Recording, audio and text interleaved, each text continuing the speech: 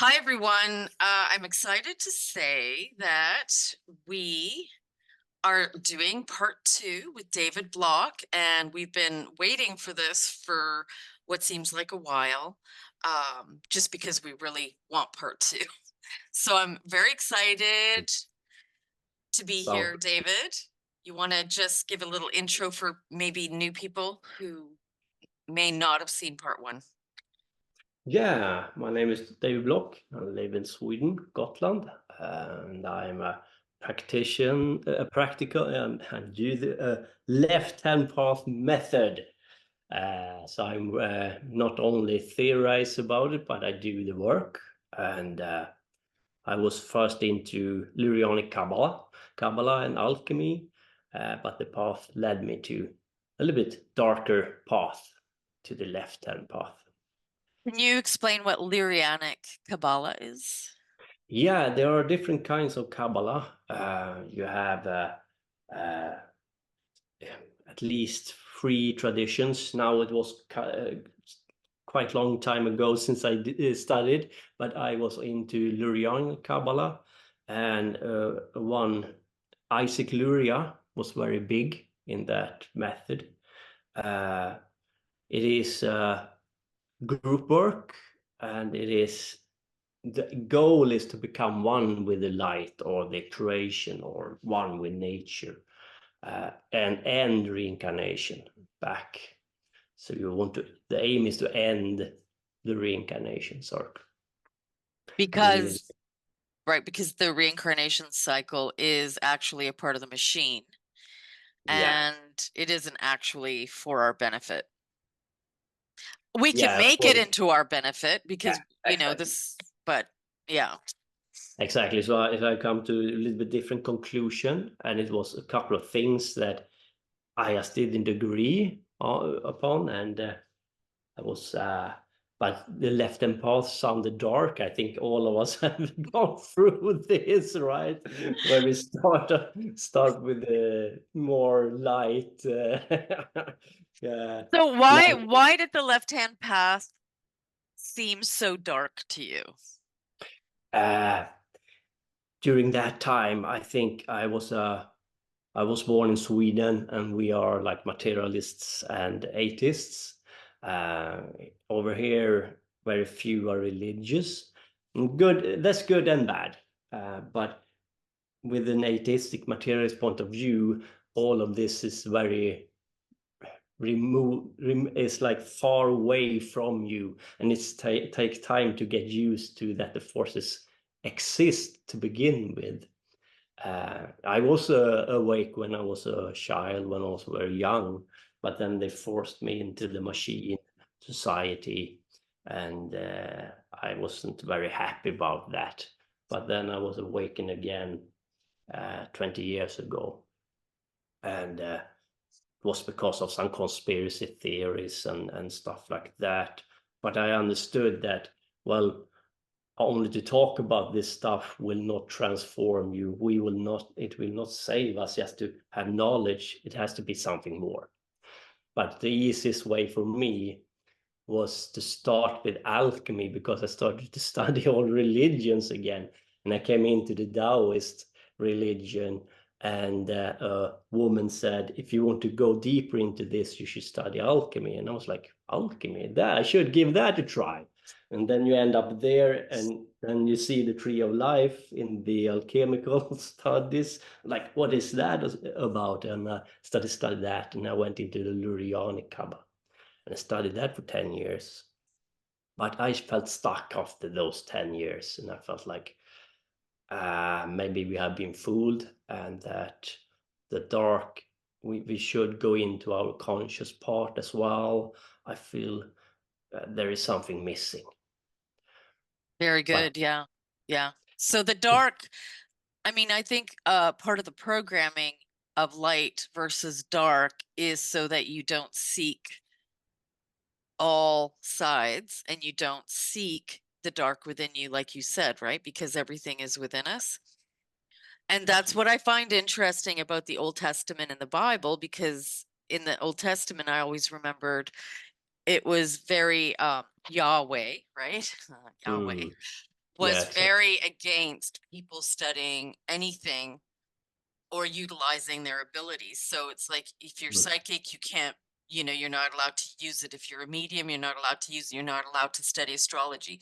You're not allowed to study the arts of Mm. navigating the machine, because Yeah, should you're going to find out. You're going to find out what this reality really is. And I think yeah, that is something Yahweh did not want. So he made it a sin. absolutely. And I believe inverted Lucifer, Mm. and inverted the entire Eve story, Lilith. I believe Mm. Eve is a clone of Adam, and that Lilith was the original prime Mm. female. So Mm. you just get all these distortions. Yeah, The deeper you go into it, the more lost you feel, right? When you start, I would completely agree with you, and I'm going to talk about that a lot in this presentation later on. So yay. this is a great start here, I think. When I started the left-hand path method, I had it very easy to get contact with the spirits, and I was surprised. First, I was afraid, because what does it mean for us human that these forces exist? Because I was a materialist atheist for a very long time, and it's a very comfortable life. It sounds the opposite around, but it is really a comfortable life. You have one goal, do the best of it. You don't have to transform. You don't have to work yourself. Live in society, do the best you can. But many people ain't happy. They feel something is missing, and this is for the most part of like just a wall or a mask. They show to other people that they are happy, but many ain't that happy. So I've seen through all of that, and I come to realize that life is about transformation and evolution. And I think that's the reason why we're here. Or I know that's the reason why we are here. And now you can't go back, right? Now I started this path to work with myself, work with these spirits, the gods, the good gods, right? And the good gods is the dark gods, and the bad gods is the light gods. So they have like It, flipped it on its axle, of course. please talk Uh, about that. yeah, uh, I would say 5,000 years ago, you had a lot of gods come in. They are older than that, but then 5,000 years they tried to propaganda, do it as a propaganda hit piece on humanity, where you had a lot of masculine gods, sky gods taking over, and our gaze was turned from Mother Earth and the feminine to a sky pantheon of masculine gods. And there you have the ultimate masculine god, of course, Enlil, Jehovah, Yahweh, whatever you want to call him. And this have gone, this manipulation, uh, like fear is a big part of it, as you said. You shouldn't go to the darkness, to the feminine, to Mother Earth. You should look up in the sky and you should worship these planets. And the planets is in Sumeria, you only had one planet attributed to a female goddess, and that is Ishtar, of course, and Venus. All the other planets was attributed to a masculine god, even the moon. So even the sky was like attributed to the masculine energy, and you should focus on that force. And I think if we human are much more powerful in our mind than we think. We can give this aggregate, we can charge these forces up like an aggregate aspect of it. If they whisper in our ears to worship these forces, we give them power. Of course, we give them our time and energy. And I think it's a huge propaganda going on there. And I as you think, said, don't go to Lilith, don't go to the dark, don't go to right. Mother. Right, demonize Lilith and make her into a demon. I mean, Yeah. meanwhile, she is the representative of prime creation, And it was Eve that was cloned out of Adam because he wanted a submissive version of himself. So Yeah. when the whole masculine universe came into effect, Mm. I believe it was to murder the female Stargate and power.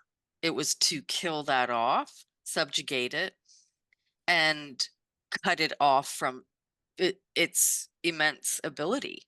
But I Mm. think it has a balance with the masculine in origin that as soon as that happened, both were completely inverted and both lost all balance, and it was kind of downhill from there.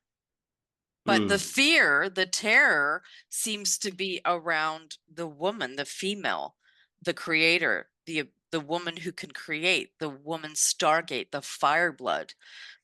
The terror seems to be always with the woman, and Yeah. hence make it all a patriarchal pantheon.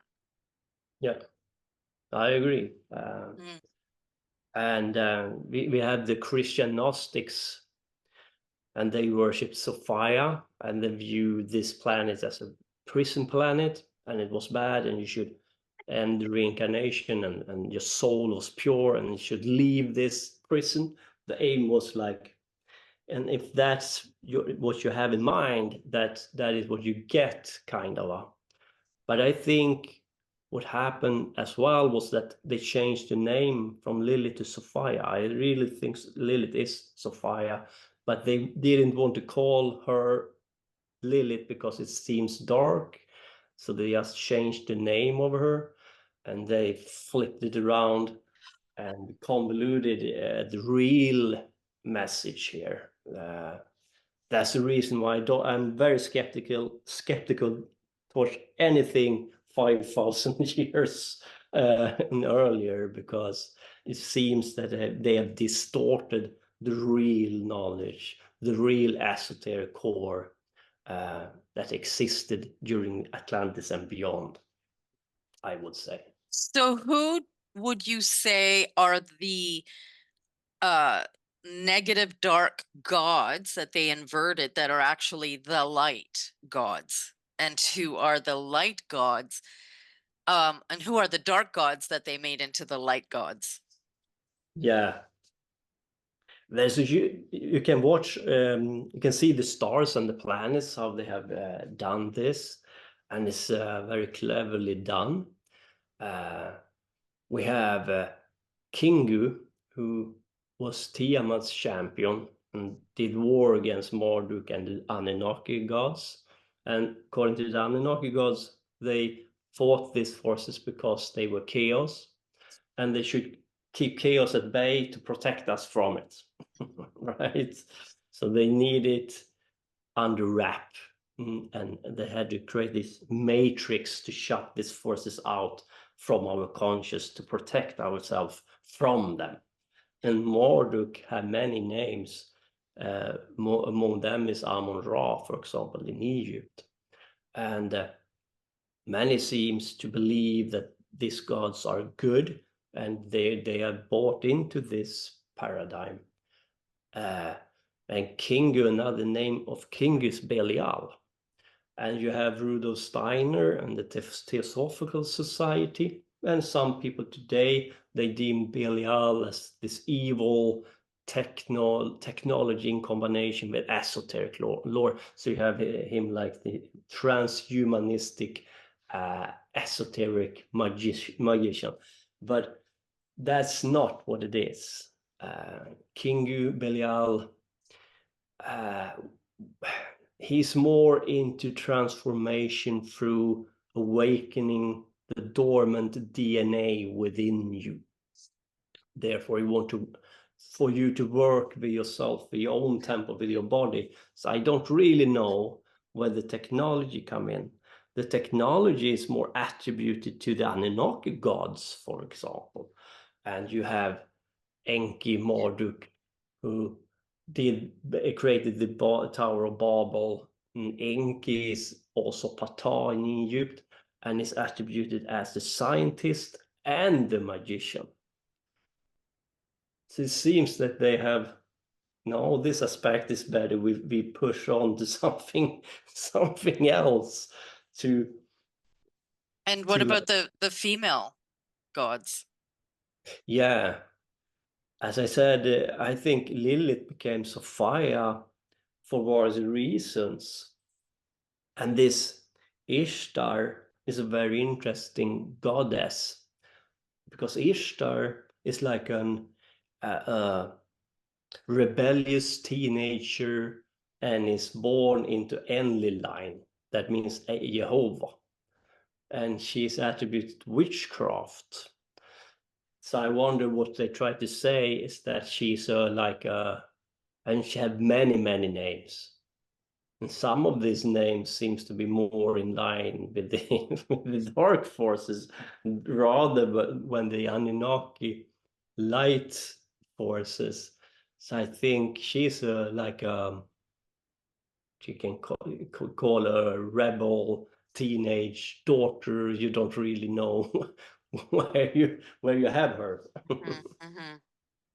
And some into Wicca worship Ishtar, of course, and I'm a little bit reluctant to do it because she's still in an Anunnaki and in any line. Therefore, I rather go back to Lilith, Hecate, Yeah. uh, those goddesses, than work with the newer one. Even though Ishtar is a very interesting Yeah. goddess. What do you think Ishtar's original name was before she was Ishtar?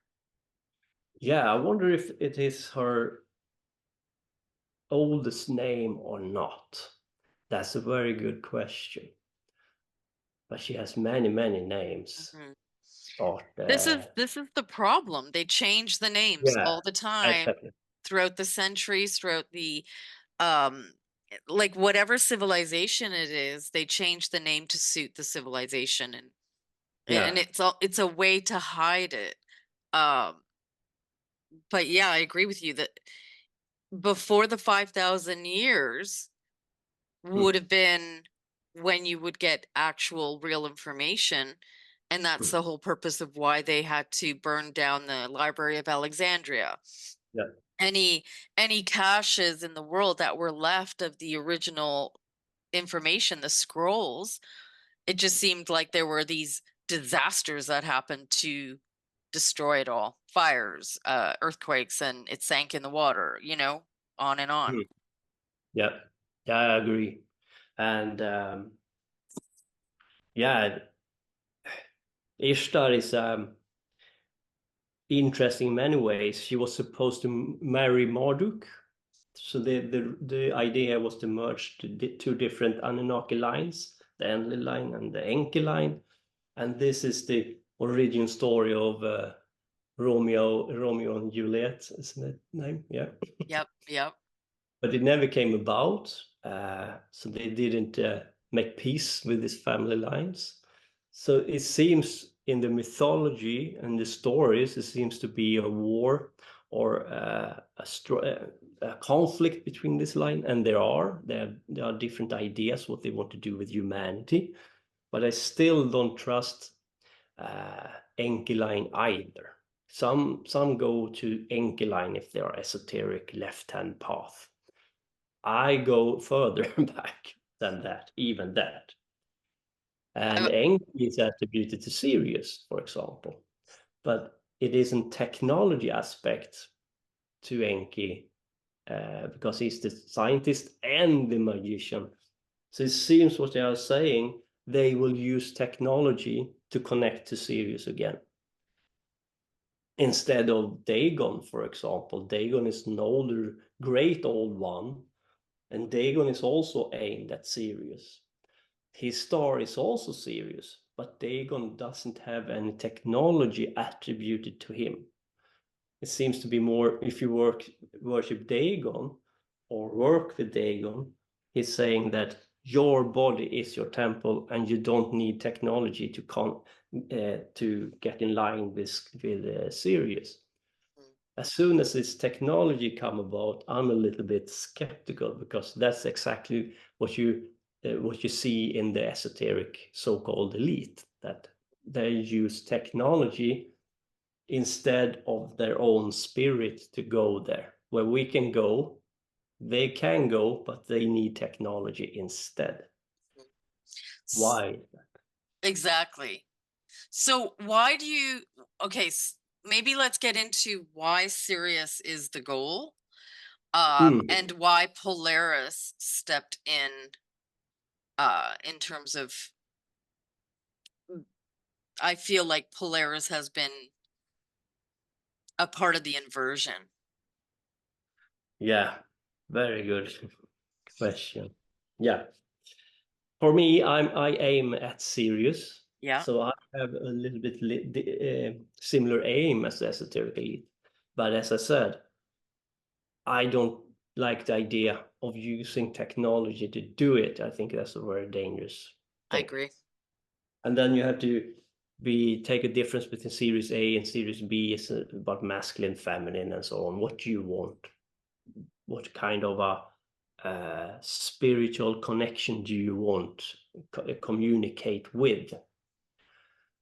And this Polaris stuff, it felt like they call it the stairway to heaven, and you're supposed to work with this Ursa Major, and the stars in Ursa Major is 7, and you work with the planets and the moon you can see, and these planets and the moon you can see in our sky, like Venus, Moon, Mars, is attributed to 1 star each in the Ursa Major dipper. So you have 7 stars, 7 planets, and you should be in line with this energy and these forces. And these planets in turn is attributed to 1 Anunnaki god.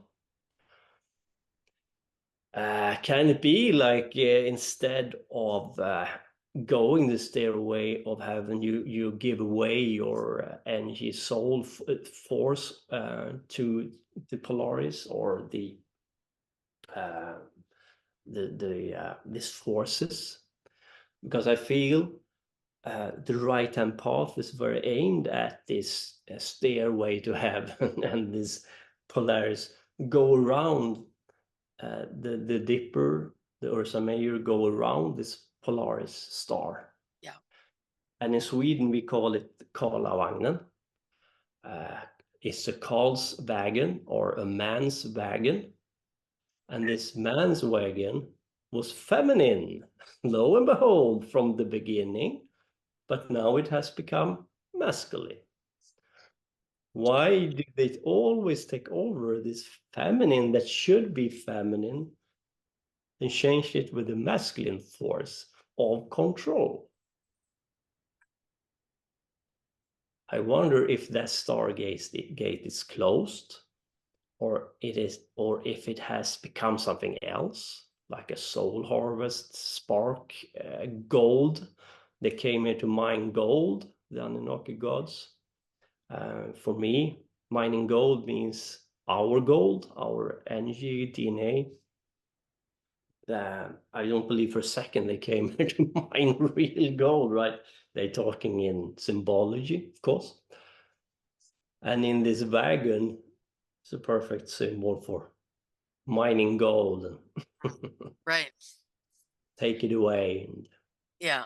And it's us who, yeah, who are the gold. Interestingly, a lot of the Titan bodies I get that have gotten petrified and have created these realms, it's where you get the gold veins.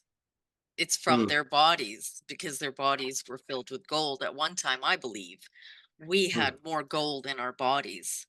Yeah. And when the fall happened and the firmament and the waters came down, I think that's when everything changed, and they wanted more iron in our bodies, take out the copper, take out the gold, and that was a way to compromise the DNA. Where do you think Alcyon fits into this picture? Who? Alcyon. Elsion. I don't tell me what is it? Alcyon is on. It's another star. That I believe to me it's very interesting, but I believe there's a relationship with Sirius. And I do think that the elites, there's something around their belief system also that they're utilizing Alcyon. Because I know that there's one of the dams that they have, there's a lot of their statues that they have, and it's strangely placed in the Hoover Dam. But in the center, you see Alcyon's statue, and it's Alcyon because it says Alcyon with all of these other celestials around her. So I was just curious if you came across anything regarding. Yeah, they are very interesting. A lot of this is about the fixed stars. I don't know if it is one of the fixed stars, but it wouldn't surprise me at all. And this fixed stars, you have 15 fixed stars. They use more than others, and I'm going to talk about some of them here in my presentation, because they are important. And of course, one of the fixed stars is Sirius. Yeah. And there seems to be a connection between the stars, and it also marks the exit point from the matrix we live in. It's like if you aim at a fixed star, you aim to leave or to like or go over the matrix to see it from the outside, either to leave or empower yourself by expose the matrix construct by using these fixed stars. And the magician used the fixed star to drag down certain effects on the material plane as well, enhance baneful magic, attack magic, or enhance specific effects they want to have on the material plane. I think that they found a way to hijack the celestials and force them, if you will, or alter them, change them so they became rogue, and now they became a part of the machine system of reality to govern, rule over the material, over us. But my question is, were these celestials in origin actually rogue? Because I feel they were not rogue in the real universe, not in the overlay. What would you say? Yeah, it's a very good question. I know that if I read the mythology about the Anunnaki, it seems to be that some of the Anunnaki had good attention towards humanity, but they seems to fall prey to the pull of material existence. And I think because the gods seems to be very human in their in their ways, in the character, in what they are doing against each other. And I wonder if the material pull, the ego start to work, they are worshipped, they can take physical form on the material plane, and they succumb to the ego, and they start to be corrupted. I'm not sure that Enkeline was that corrupt before, and maybe there are still like Mordekites that have a good attention. It feels like a split. It wouldn't surprise me if the forces you are talking about, the Celestials, as well. For example, you read about the Sophia mythology, she's fallen, and so on. And it wouldn't surprise me if you can become corrupt through exposing yourself to material life. Now, it's a good question if these forces are older and wiser than the Anunnaki. I don't know. But the Anunnaki have been around for many, many millions of years. It's not like a new force here. Do you know any information about because the name Anunnaki means from those who came from heaven, something like that, those who fell or who come from heaven, but that doesn't really say who they are. That doesn't really say where they No, came from. Is there exactly. any information about that? Yeah, they are described as having some reptilian future to them. And of course, this is very interesting. What I think they are for the most part spiritual, but spirits that can take physical forms. But when they take physical form, they seems to be having reptilian future to them. They doesn't seem to be hugely different from humans because they seems to be able to blend in with us. According to the scripture, they have been among us. In one scripture, it said they came to Babylon and captured Marduk. Did they mean that they captured the god Marduk, or do they mean they captured the statue? Did they capture Marduk in physical form? I don't know how long ago this was, but they seems to blend in quite well with the human race. So I think they look a lot like us, but with some reptilian future to them when they manage to take physical form. Yeah. And you have, for example, Marduk. He's a half god and half human. Therefore, he has an easier. It is easier for him to take physical form because he have a lot of human DNA in him as well. And I think there is an agenda from Enki's side here to have a half god, because Enki took a woman as a human woman as a wife. Maybe what he wanted was a Anunnaki half god who had an easier time to take physical form in matter and do his bidding for him. But when he did that, I think Marduk became corrupt by power, because now he was a half human, half god, and felt the pull of materials, matter, like everything we are like tempted by, he was tempted as well. I don't know if Enki ever had good attention for humanity. We can have a discussion about it. Some don't like the Anunnaki god at all. They think they are our archons and the one who harvests us. And yeah, doesn't look good, I think. How long do you think that they have been here? How many millions of years do you think we're talking about? Yeah, many millions of years. Hard to tell. But what I think happened is that the laws of nature shift over time. Therefore, they have an easier time to have physical form here during certain times. So they have come and gone, I think. And but I think because it seems to find technology and stuff that are, you can't explain where they come from. They are very, very old stuff, like 40 million, even more. Right. So I think we talk about a very long period of time they've been here. Do you think all the gods have been reincarnated into human?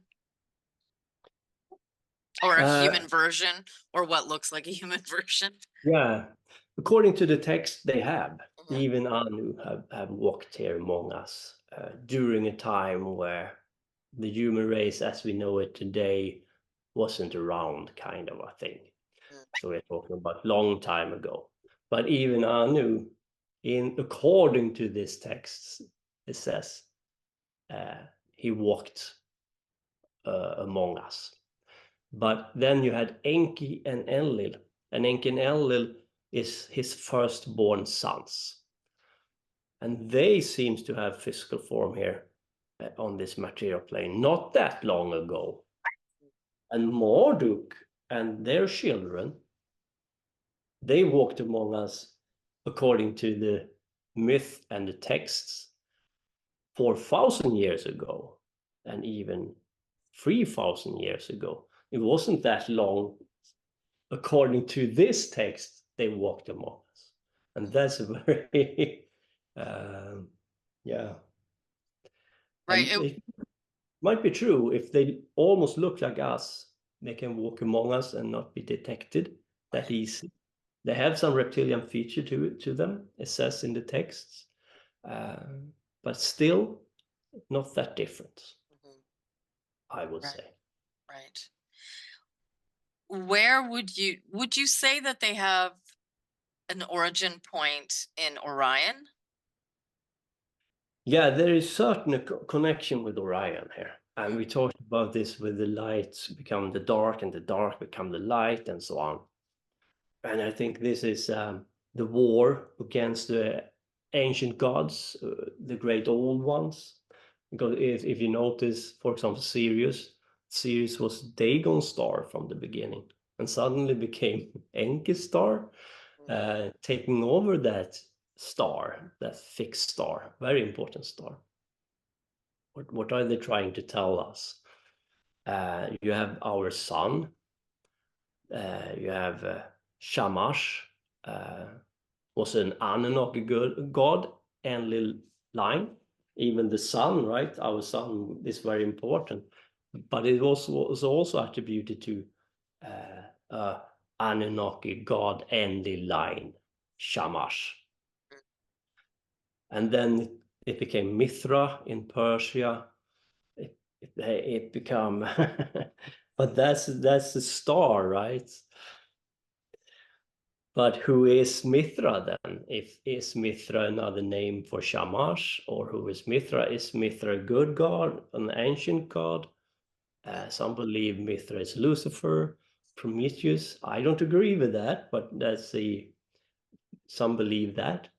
Then you have a shift from Mithra, Prometheus, Lucifer, an ancient god, to a Titan in the Greek mythology, because Prometheus was a Titan, not an Olympian god.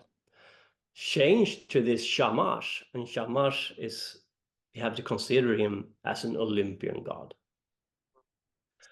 So you have the Olympians, is the same as the Anunnaki, and they were taking over from the Titans in Greek mythology. And then they have a, yeah, sorry. No, you're like, it's exactly what I was going to ask you. I was going to ask Yeah. you, who are the Titans and where does Prometheus play into this? Yeah. Right. So you went right into it because that was in my questions. Yeah, this is very interesting story. And you can actually make sense of it if you understand what happened here. In the Greek mythology, you have Kronos, and Kronos was a Titan, and he swallowed his own children. And when he was supposed to swallow Zeus, Zeus fought back and defeated and overcame Kronos. And Zeus became the gods, Olympian gods, or the god of the gods. But this Zeus character is also Marduk, or some believe is Enlil. But here is the interesting part. If we understand the Sumerian Anunnaki mythology, then Saturn is not a Titan, but Saturn is Enlil's son Ninurta. So Saturn is younger than the old Anunnaki gods, like the Enlil and Enki and Anu. So what's going on here? Zeus wanted to create order and have control over this matrix we are living in. And he had to defeat Kronos, chaos, time, and bound him and having him restrained. He's a half god. Therefore, he knows when he do this, he will also feel the pull of matter, because now he has closed off the skies into this matrix, and he himself is within this frame, this matrix. And because Ninurta, Saturn, working for Enlil, that is the force that will start to work on Zeus Marduk. So he will be start be programmed by Enlil line, because Enlil line will take over the position of Marduk, Jupiter. So Enlil is Jupiter, Enlil's son is Saturn, and Enlil's son Saturn is Jehovah. This is Enlil is Jehovah, but it is Jehovah's son Saturn Ninurta that is the demiurge. So you have that Jehovah and his son demiurge controlling, taking over this matrix. So even though Zeus, Marduk have them bound, they know it will come a time when these forces start to take over the matrix. And Zeus, Marduk knows this, and that's the reason why I think Enki want him to build the tower, the Marduk Babylon tower, to reconnect to Enki, to Sirius, to open up the matrix in order for him not to become Bound. fallen, bound force under Enlil's rule. Interesting. So he knows his clock is ticking, but he has a plan to connect to Enki through technology, to open up the skies so he can leave and not become prey for these forces, because later on they will take over. And right now, of course, there is Enlil, Ninurta, Saturn that rules the demiurge, had taken over this matrix from the Marduk Enki line. Right. So by creating this, they bound themselves. Yeah. And now But they're wanting a way out. yeah. And now you see the elite part of them try to open up the skies again. And I think it is the corrupted priesthood of Marduk who aim to do it with technology, because Enki, Marduk's father, is the magician and the scientist. And you have his machine in nuclear plant based on water, right? Nuclear plants is just a steam engine. It's technology based on water. And you have heavy water. They do atomic bomb with heavy water, and an atomic bomb rips a hole in the fabric of space-time. So it's Enki's technology that tear a hole in Enlil's demiurgic matrix. And, you know, if that succeeds, let's say, what would be the result for our universe? Yeah, I think they are very close to open up the skies again, and I think the cracks is already showing. And I think for them, they need to control the forces outside, because you and I, if we are prepared for this influx, we are like a battery. If we work with our temple and make this battery bigger within us, we are going to take in these forces within us. When they open the skies, we can be free as well. Yeah. Therefore, they want to connect us to their machine.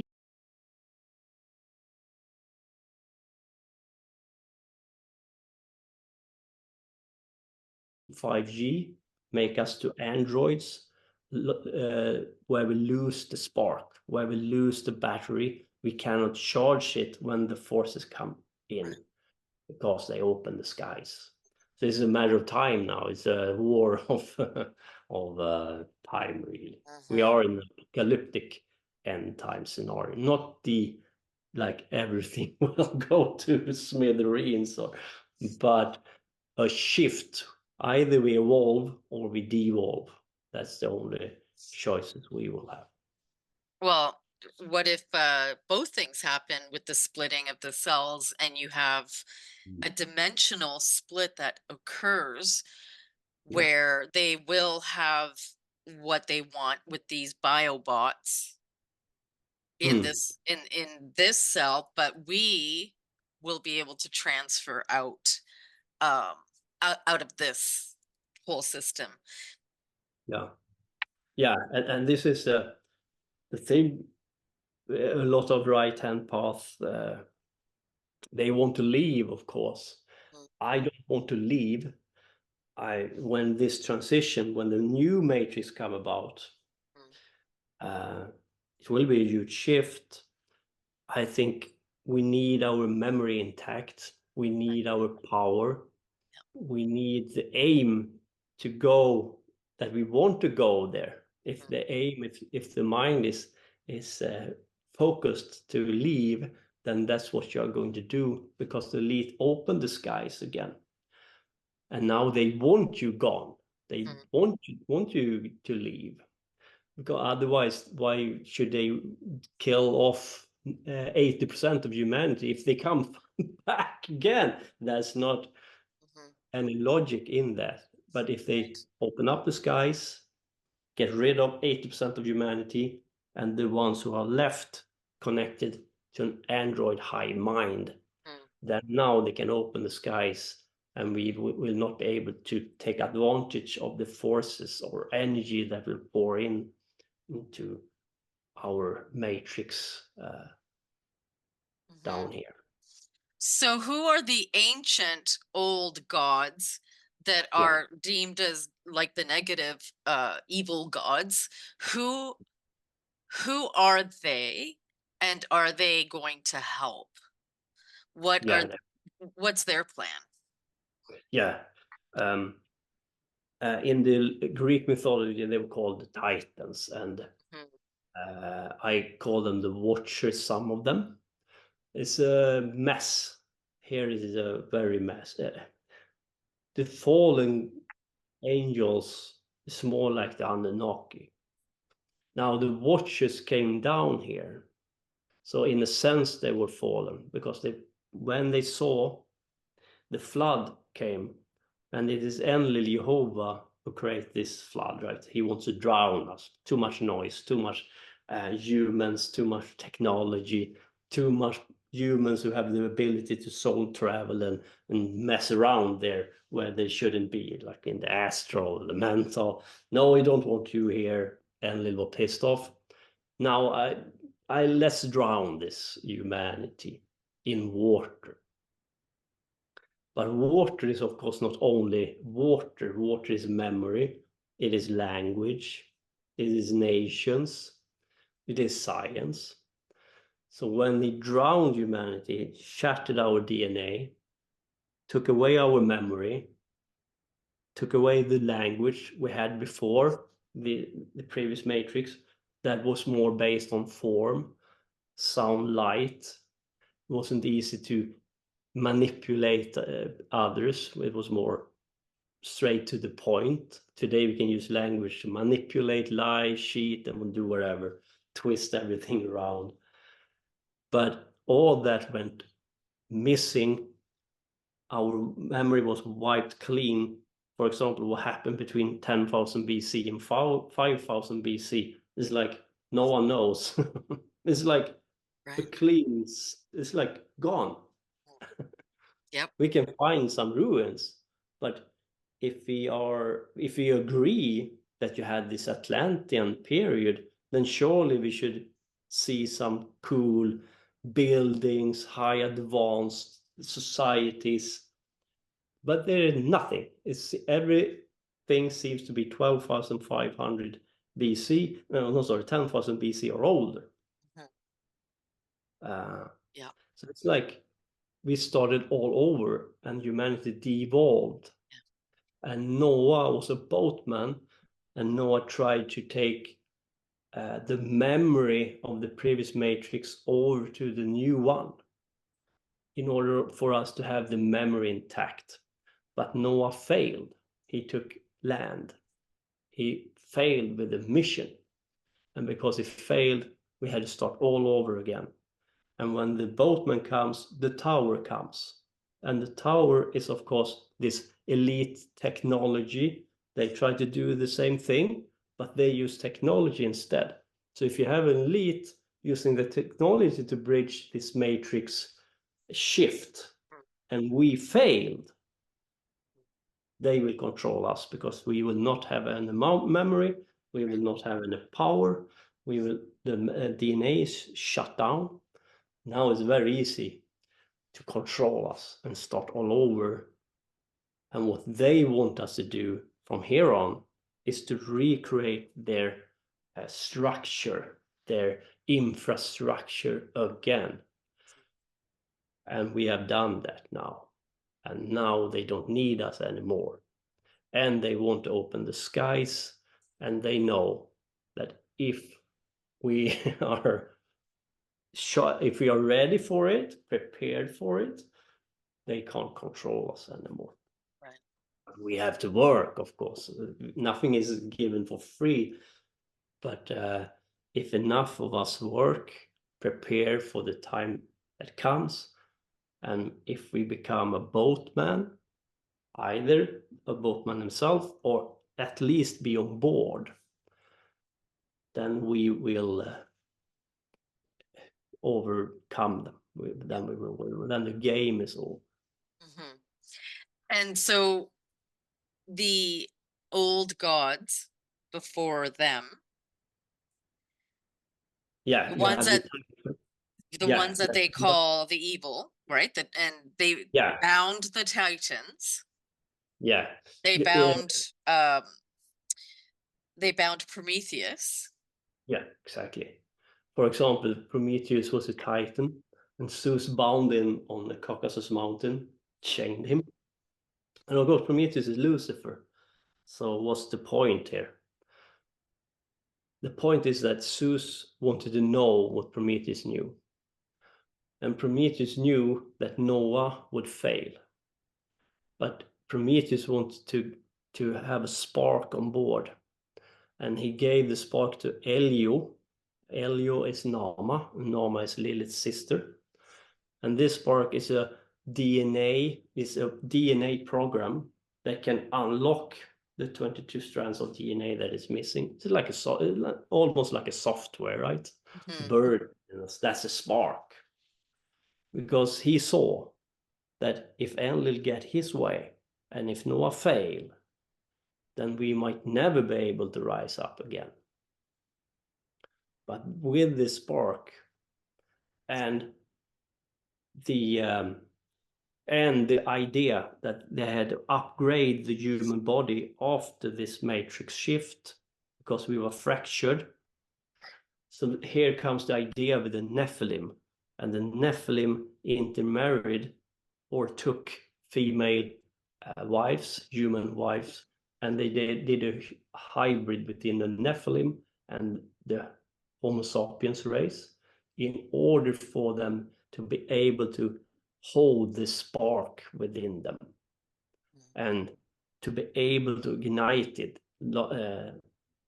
further on in order for not to become slaves under Enlil for like ever. So then, are you saying the Nephilim are actually good? Yeah. And that she was the one that, well, what happened to her? And talk about the Nephilim actually being good and they inverted them into evil. Yeah. The thing from the beginning, the Nephilim was not corrupted. I think some became like corrupted later on, but we are the Nephilim, right? So if you say Nephilim are evil, you are cursing our race because we are mixed with them. We are the carrier of the spark, and that is because they had to do it like that in order for us not to become slave under Enlil forever. We needed to be able to rise up from this, to wake up, to take back the 22 dormant DNA shut down in us. So Elio Nama is a Nephilim and existed before the flood. Therefore, she's very old. At least 10,000, I would say. And Lilith is older than that. Lilith is ancient. And then you have the Titans like Prometheus. You have Atlas was a Titan. You have Poseidon is a Titan. And here is a little bit strange thing going on because Poseidon is also Enki and Enki is Ptah. So what's going on there? Is Enki on our side or what's going on? What But I is think, going on? yeah, but I think in the Greek mythology, they don't have this, they have the Titans and then they have the Olympians. But in the Anunnaki, you have the old Anunnaki gods, Enlil, Enki, and the Anu, and the younger pantheon. When they do the transition to the Olympian gods, some of this ancient or the old Anunnaki gods become some of the Titans and some not. Interesting. So this Elionum, very interesting. So that's Lilith's sister. Yeah. And so she mated with who? Yeah, they don't say it's specific, but they used her to create this hybrid race between between the Nephilim and the human race, or at least she carried the spark to give to the new race, the hybrid race between the Nephilim and the Homo sapiens. And we are that race now, so you don't curse the Nephilim. Can they have become corrupted, some of them? Yes, they can. As I said, the Anunnaki could, and maybe they could. But from the beginning, the Nephilim came and they were supposed to be the good rulers and teach us how to be a good ruler. And all of this has been, of course, turned around against us, and the Nephilim are evil, they're the fallen ones, raping women, and so on. That's not what's going on. So what's the difference between the Nephilim and the fallen angelics? Yeah, the fallen angelics, the Watchers, was the one who helped to place the spark within this new race, I would say. There's a huge connection there. And I also think that the Anunnaki was like mixed into this as well, because we can call Marduk a fallen angel because I said he's became corrupt and so on. What are they talking about? This is very hard to yeah. I think in the Bible, in the Old Testament, it's a lot of propaganda going on. I would agree. Yeah, so I think the Nephilim is considered to be fallen angels sometimes with the Watchers, but they are not really they are not the same, but they are the same force. And the idea here is to save humanity under the oak of not become slaves under Enlil forever. Right. And of course that was Prometheus. Prometheus saw that when he was chained on Caucasus Mountain, and Zeus wanted to know what he knew, because Prometheus could see in the future, in the past, in the metaphysical, and in matter, because he was a Titan. But Zeus was a half god, Marduk, and he didn't have that power. But he wanted to know what Prometheus saw. And Prometheus saw that it will become a time, and that time is now, where this race we create will ignite with this spark and open up the 22 dormant strands of DNA within them and start to take back our birthright. And we will not be slaves anymore. And we will take down the machine.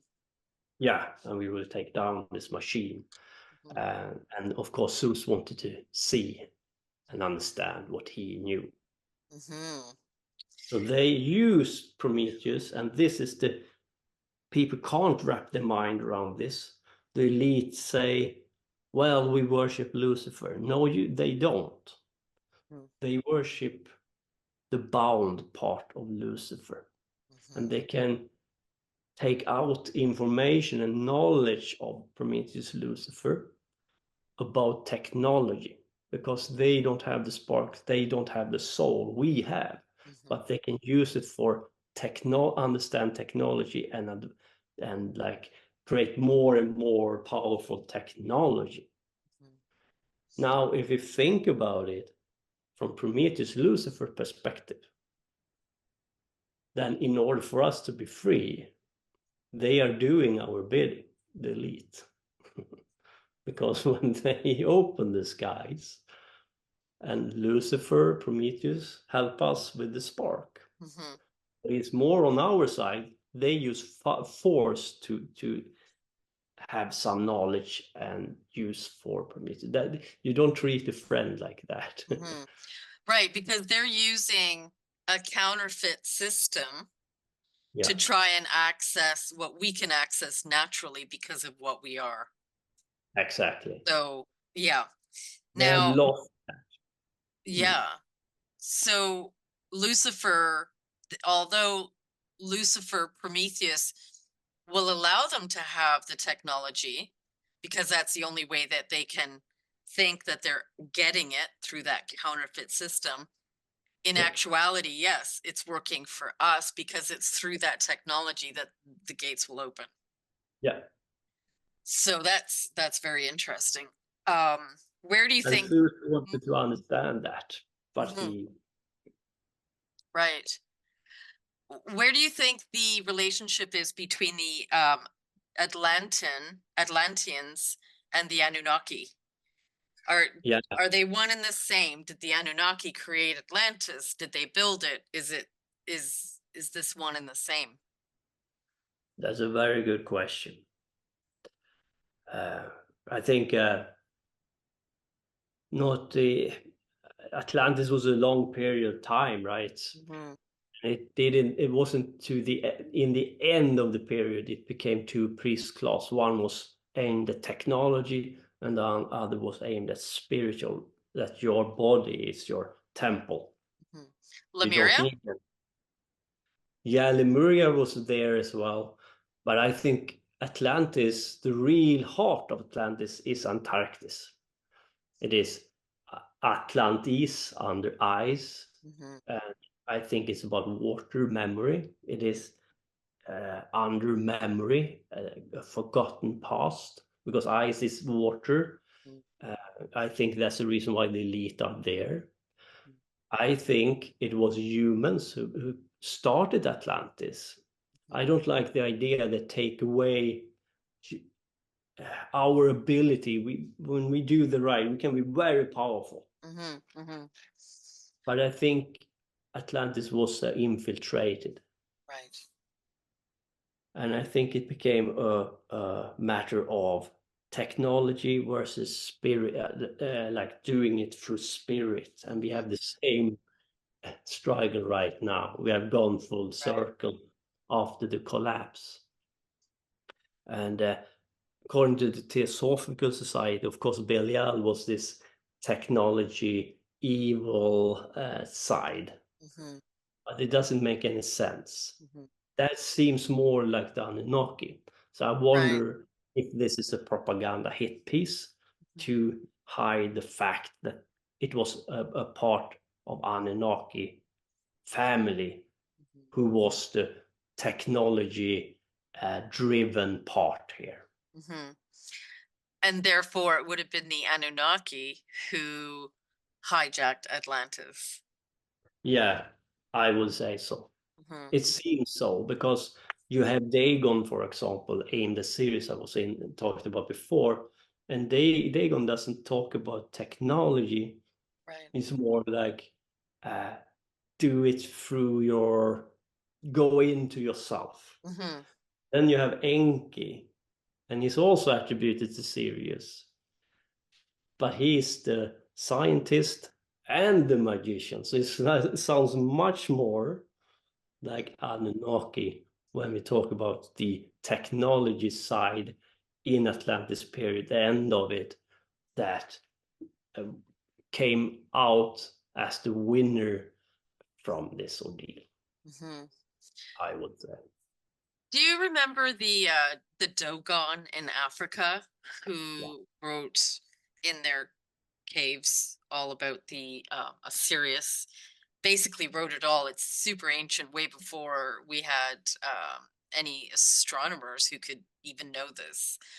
Yeah. So what is, it seems to me that they're the keepers of the ancient knowledge and the ancient God. Yeah. Yeah, that is very interesting. And they worship the ancient one, the Dagon, and they should, if they haven't been, manipulated, corrupted, if they still have the original teaching, Mm-hmm.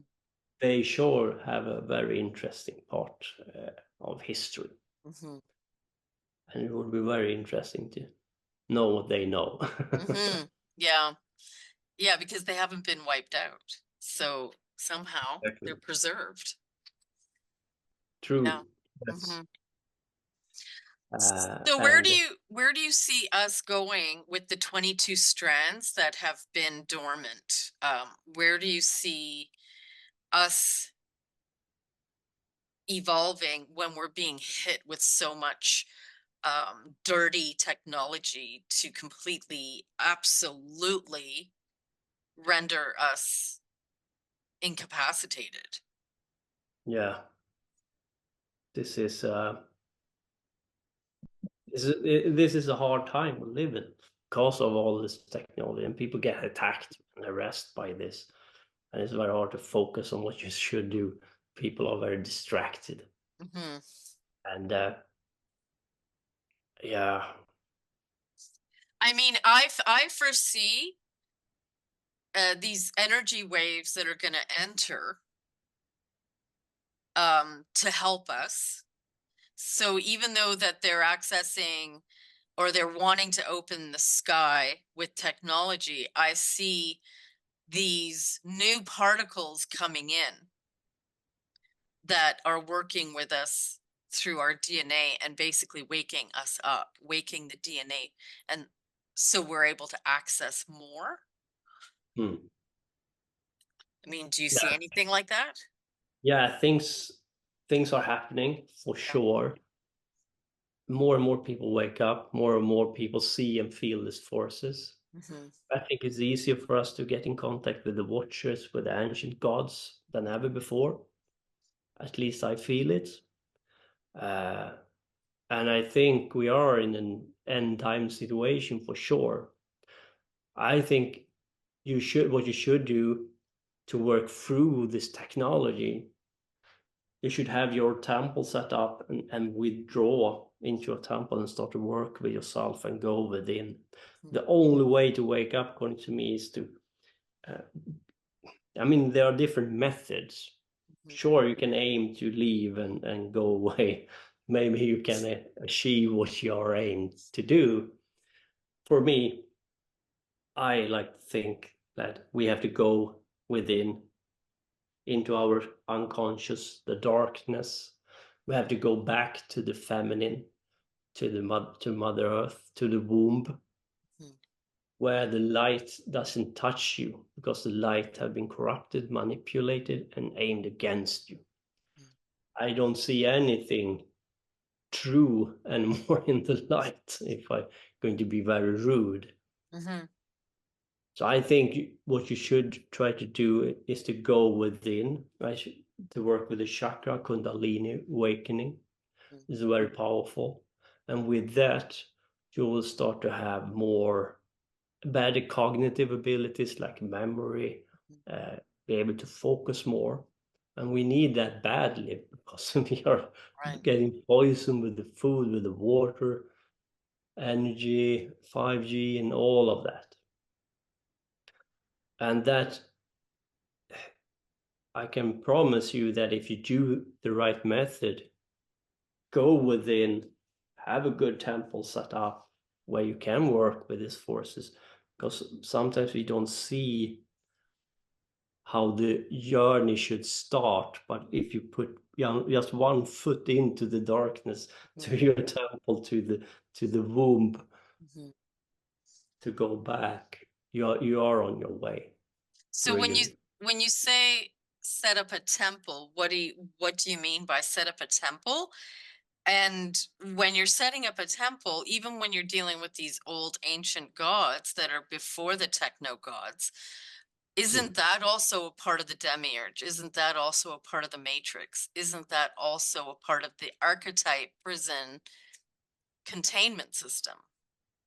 Isn't that Yeah. all essentially a, so this is sort of the thing that I come across, is that Mm. are you binding yourself again to some other Yeah. system of, Evil. yeah. Yeah.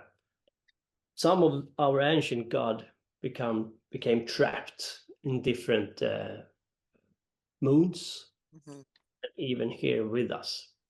I view Lilith as a fallen Sophia. mhm, I think that mythology is about Lilith. mhm. I do too. That, yeah, great, because this is very good. Yeah, because I think Lilith chose to fall here with us in order for us to be able to go back to her and go back to the darkness, to the womb, and unlock forces and power within us Mhm, in order for us never to be able to be trapped here. And without a spark intact, Lucifer sent the spark with Lilith's sister, with Aelon. And we are talking about women, gods, and God. All these women mhm, are like defeated, or like, lies upon lies. mhm, For me, it should start with the feminine, with the darkness, with the womb of Lilith, mhm. to withdraw into the darkness again, Yeah. because this is all about manipulation and lies and deceit.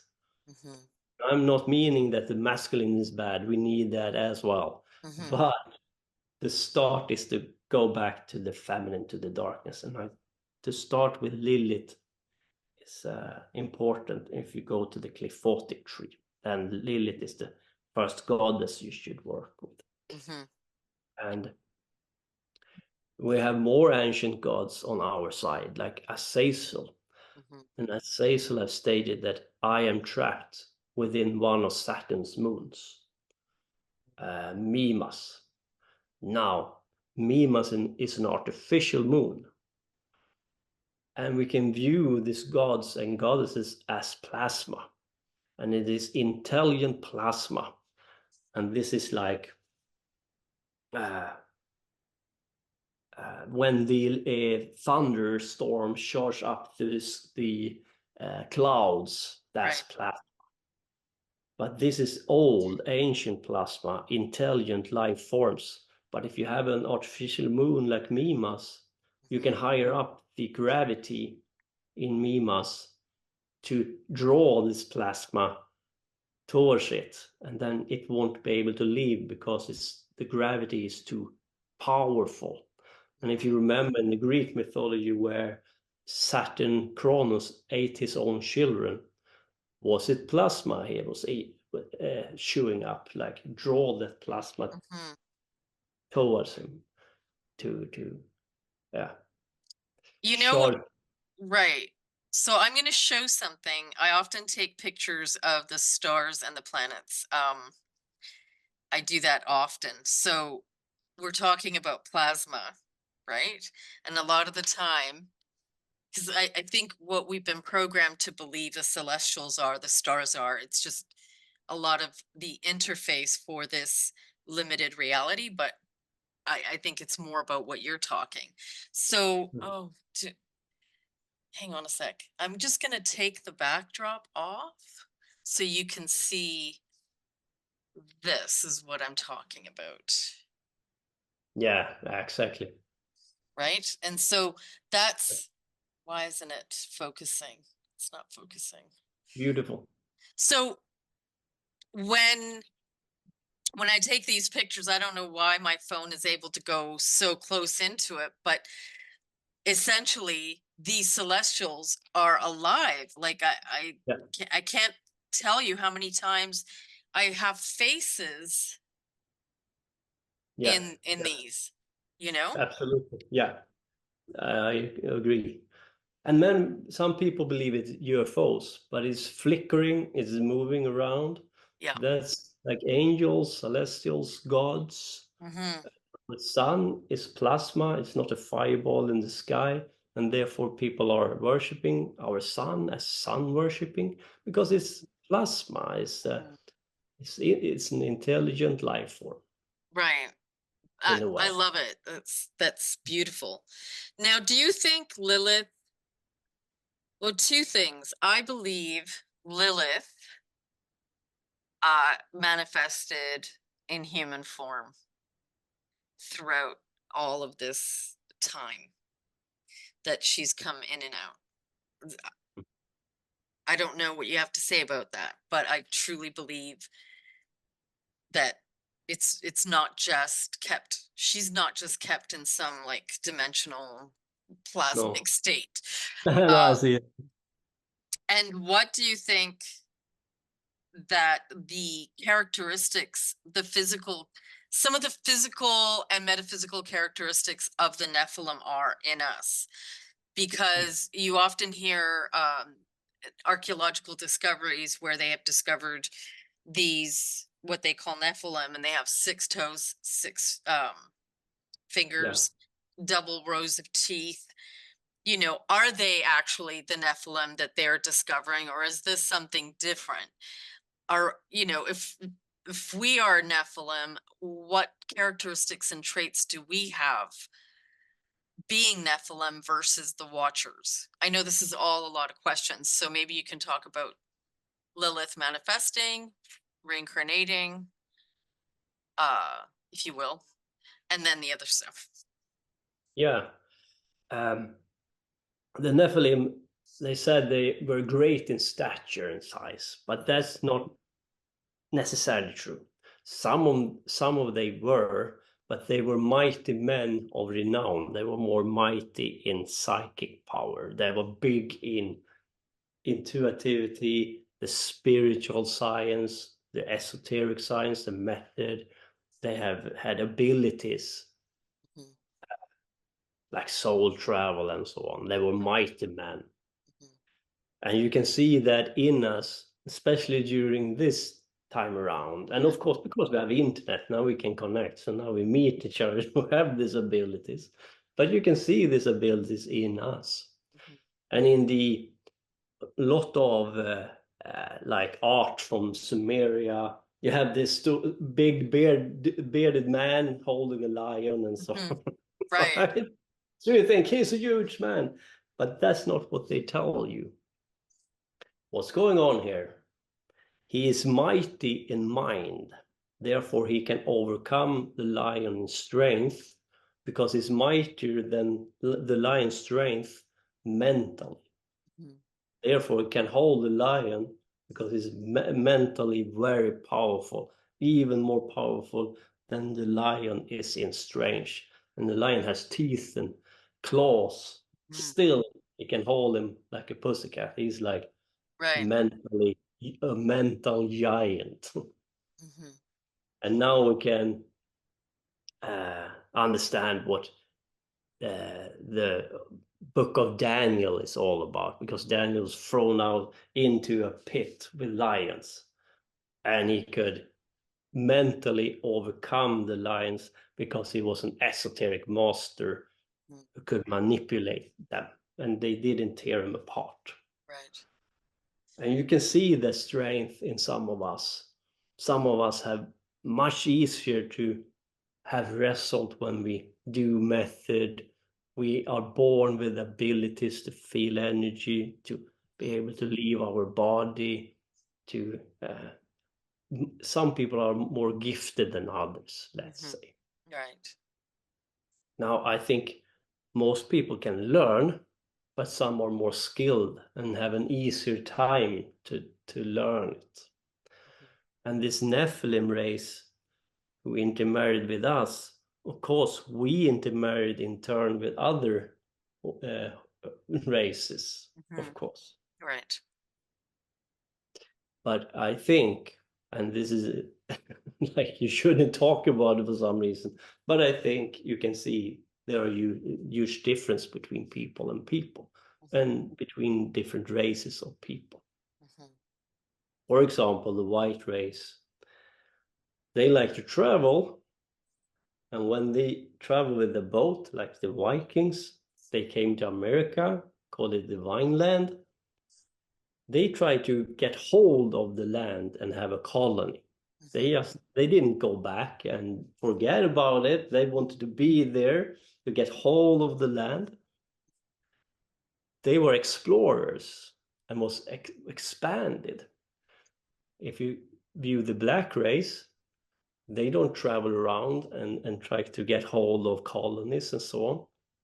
The Chinese traveled to America 1450 something, but they just left. They didn't try to colonize it, even though they had better technology than the Vikings, have the better opportunity, bigger boats. No, they went home, and then the Chinese shut down this exploration. You only see this in the white race, the expansion and the willingness to colonize and explore, curiosity. So we have that expansion in us, and we also have the spiritual aspect of us. Now, the black race are good shamans and have their tradition for sure. What we have lost as the white race, I think, is the connection with nature, and there we have to take it back. I agree. There is a huge disadvantage in our race there. But it haven't always been like that. The Vikings was shamans into nature, boats, water, dragons, esoteric people. And here in Sweden, we were the last of the Nordic countries that was defeated by the Vatican, because we were the most spiritual, shamanistic Vikings. The Danish was the more warrior-like, and then you have the Norwegian, they were in between there.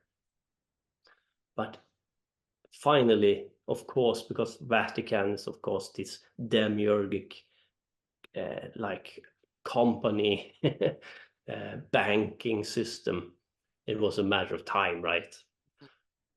But for example, where I live on Gotland, we have a church 5 minutes walk from my home. And it's from 1100, that church, and they still have the ruins there, because it was a period. So they have the ruins in the church. So they have a period where it was an overbridging between the esoteric Asa belief and the Christianity. That's fascinating. Yeah. So who do you think these bodies are of these, quote, what they call Nephilim, that have double row teeth, 6 digits? Who are they, and who are the giants? Giant bones all over the world, ginormous. Yeah, exactly. Who are they? It's crazy, right? I wonder if a huge genetic experimentation have taken, like, if they are genetic created, or some of them seems to be in the Asa belief. You have the giants, you have the war between the Asa gods and these giants who are chaos once more. Or like in the Easter Island, they have this big stone statues, stone heads. And one lady I knew said there is a connection between the Easter Island and a lake in Sweden. I was like, what do you say? And more people than her have discovered it. So it seems to be like nodes on this planet who are like portals or stuff like that. Yeah. Something very strange. Well, it's believed that Easter Island is what is a remnant left of Lemuria. That it's a piece of land of Lemuria that didn't go down. Yeah, sounds plausible. Yeah, interesting. So we've got but I think the giants there, what I think happened after the period of Atlantis. I Mhm. think there is more to it than genetic manipulation. I think the genetic manipulation is a thing, but I think there were real giants here. Mhm. If Yes. we have a big, huge flood and civilization destroyed, and you have humanity devolving because loss of memory, loss of language, and so on. I think there was a huge war between different humanoid races. Mhm. I absolutely don't believe in this scientific that we were the only one. I Mhm. think there were small people, Mhm. giant. It Mhm. was us. It was the Nephilim. It Mhm. was a huge war going on, and the war was for food and of survival. Mhm. Right. And I also think that we came out as winner from that war for various reasons. Mhm. The giants need a lot of food, Mhm. and I think because of the catastrophic apocalyptic event, it was hard to get food, and they start to eat us or Mhm. cannibalize. Then we saw them as our enemy, Right. and I think we were perfect size. Mhm. We didn't need that much food. Mhm. If you were smaller than us, you could be easily defeated. Mhm. I Mhm. think it was part of our planet who became flooded, and that you should be at least quite tall, not to like to be able to walk through snow, water, and the terrain. And I think the small people get lost, and Mhm. they had an advantage. I think we was the perfect size, Mhm. mental strength, and to survive. Mhm.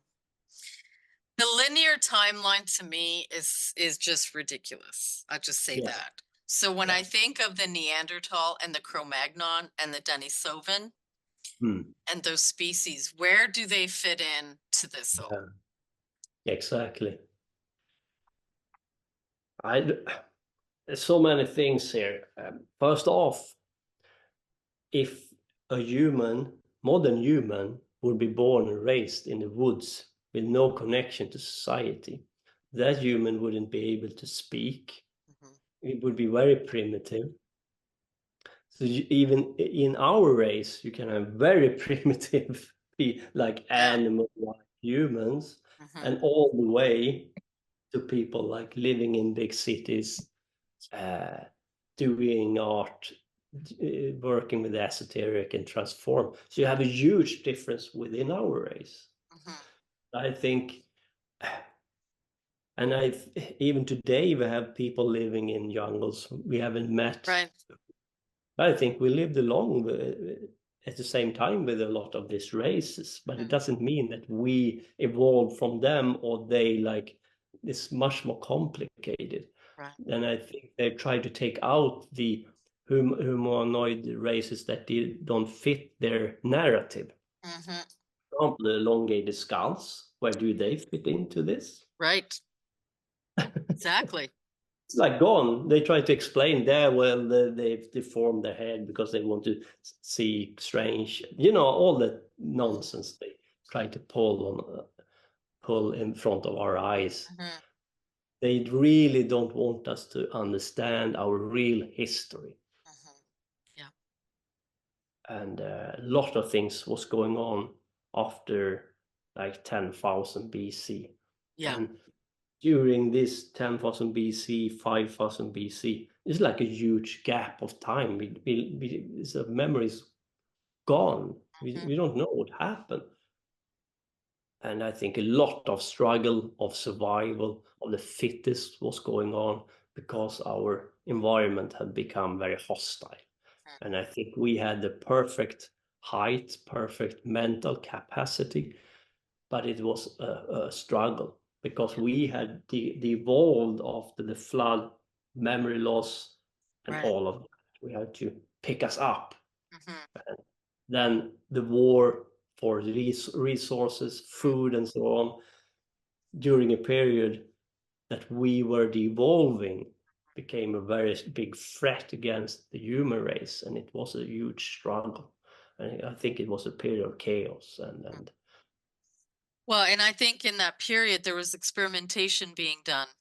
And I think it was after a huge catastrophe that wiped out everything, because you see civilizations, great civilizations belonging to, you know, when you're talking about citadel cities, beautiful structures, like gone, melted, everything. So then you've got like Neanderthal, you've got, which to me, after a huge catastrophe, that would be almost an extinction level event, right? Like Yeah. a pole reversal, like a full pole reversal, magnetic reversal. At these points, at these junctures, you see all these species coming up that didn't exist before. So to me, I'm looking at experimentation here. I'm looking at somebody's creating these things and killing them off again and again and again. And you've got a wipeout of a previous civilization, unknown, like forgotten completely, but remnants left.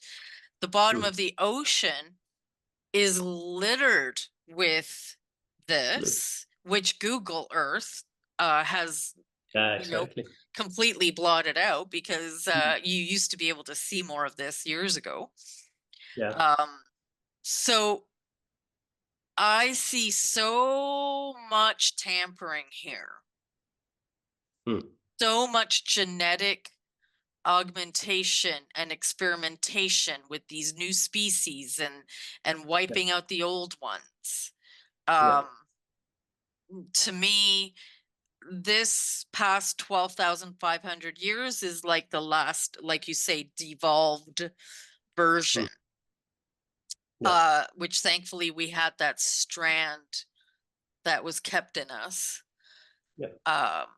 And my question is, with all of this, so why was it Lilith's sister and not Lilith?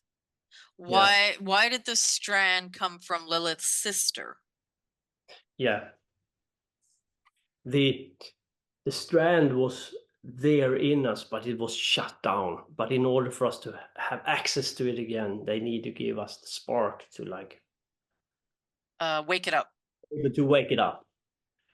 Okay. And it was Alo, and Alo is a mask of or Nama, it's the same goddess. I think Lilith have fallen, like ended up in a kind of a matrix within the matrix kind of a thing. We can still access her because people doesn't understand for start that our material realm is like there are realms within realms within realms Right. in matter. You don't have to aim for the stars. This place right here is an amazing place, but we don't have access to it because they have convinced us that we can't have access to it, but that's a lie. And many of these races, they're pointing out to the sky, they come from there, they come from here, underneath us. Exactly. And you should be very, very careful when you look too much up to the stars, because that's how they get you, because they don't want you to understand that a lot of this that happened today is here with us here. Right.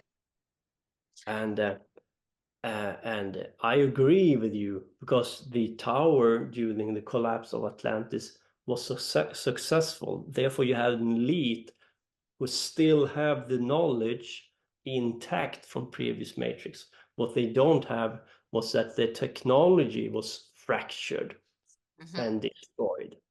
Doesn't mean all technology. For example, if they see this apocalyptic thing coming about, they could flee down in tunnels with some technology to have it intact, and they can, maybe they can't connect the infrastructure in a global way, but if they have enough tech going, they can like have weapons they have saved. They can have maybe some genetic manipulation technology and MK Ultra technology, and this is a little bit scary. Now I just speculate a little bit here. So I'm going to speculate. if this elite want to control humanity after this war, and if the Nazis and this modern MK Ultra, and if this elite is mimicking, have gone like full circle, can a lot of these gods be an MK Ultra program aimed at us through the esoteric elite in order for them to keep us down and in control? Like, is this put in us? How old are these gods? I don't trust any new gods. As I said, that's the Right. reason why I go back. Is this just an MK Ultra program? I wonder. I agree with you 100%. Hmm. So there, Lilith is one of the old gods. Who are the old gods? Like Lilith is one. Lilith, we have Dagon is another. Prometheus, Prometheus. we have Atlas, Atlas. Yeah. and you have many more. The great old ones in Hope and Lovecraft mythology. There you find some Cthulhu, for example, Cthulhu.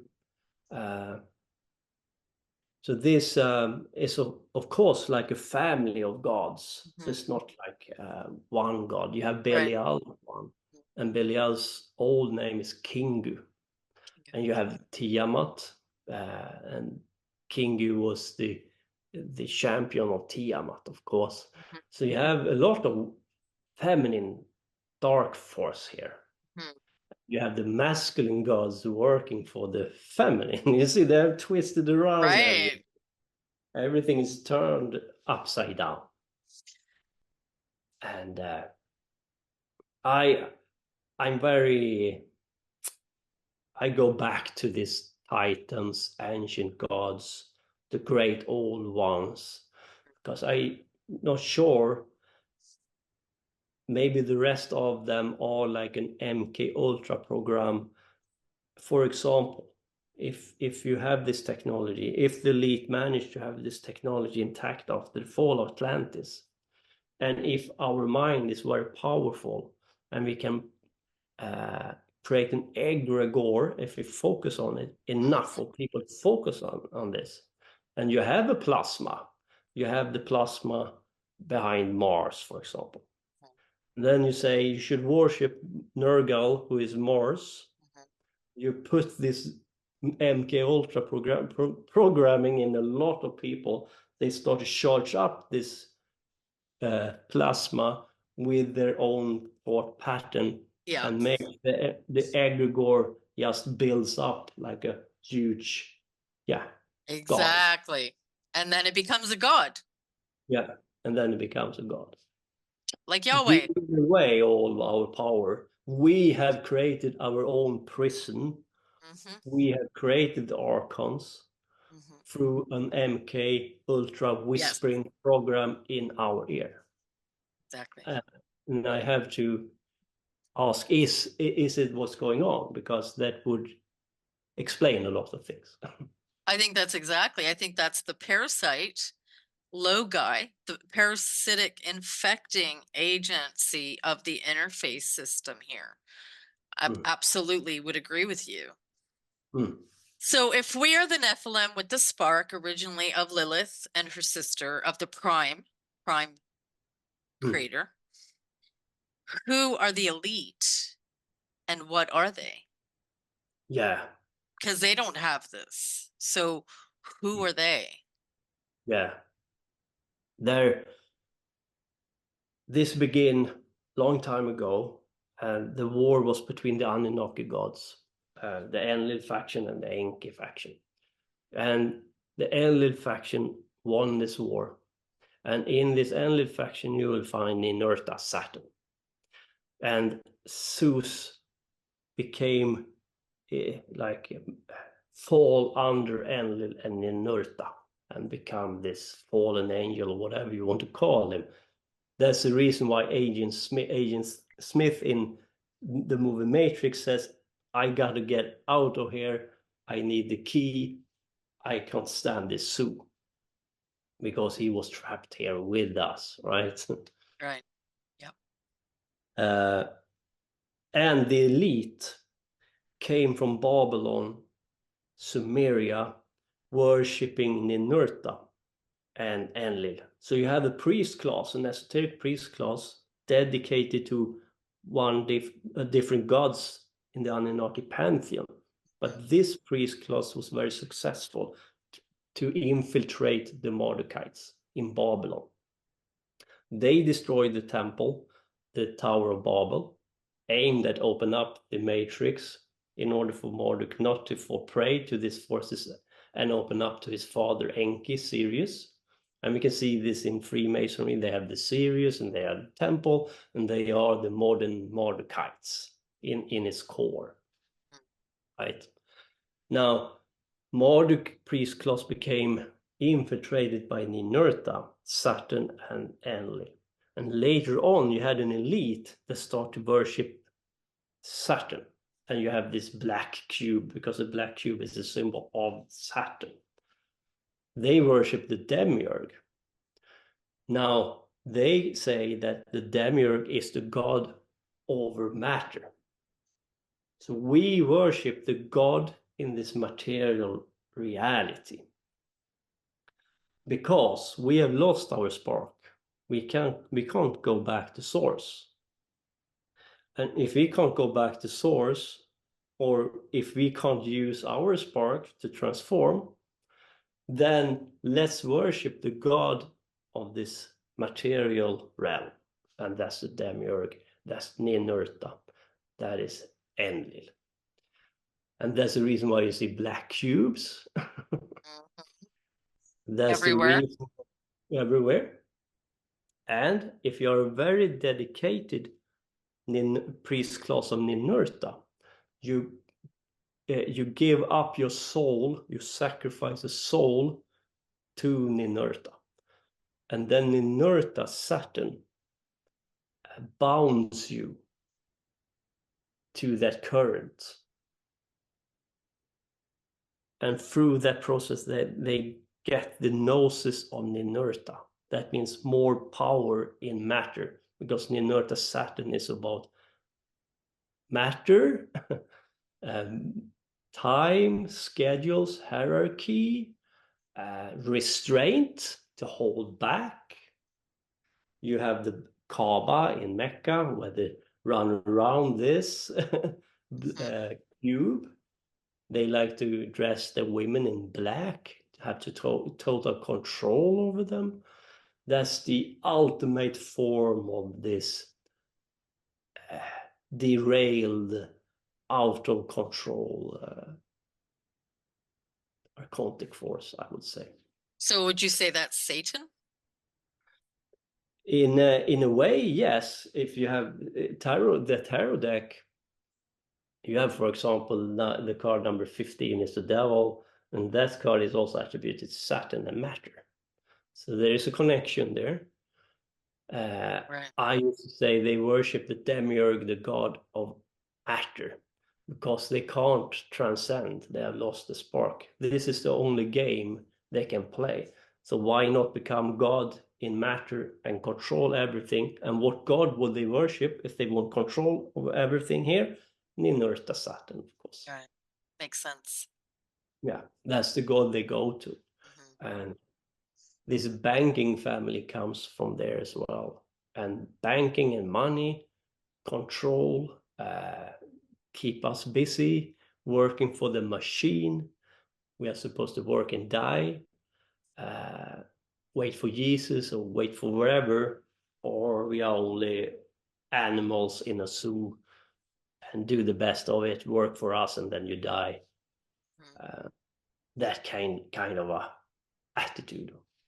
Okay, so how do you think the celestial planets play?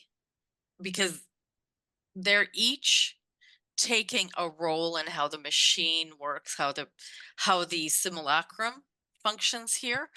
And each of them, to me, has been designated a designated power of influence, of control, and of reality making here. So how do each of these celestials work here in the mechanization of reality and, you know, within this containment system. I'm wondering if we can take a 5-minute break and then come back to that question. Yep. Okay.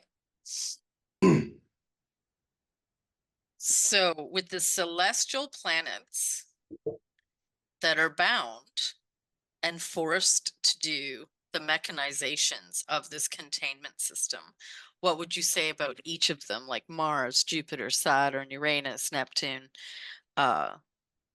Pluto, Venus? Yeah, I think in the Sumerian tradition, all of these planets attributed to one of the gods. Like Mars is attributed to Nergal, and it's the planet of war, of course. And we have some photos of Mars, and you have the face of Mars. And Right. one thought it looked like Zeus' face, and Zeus is Marduk. But it is should be Nergal, but it doesn't matter.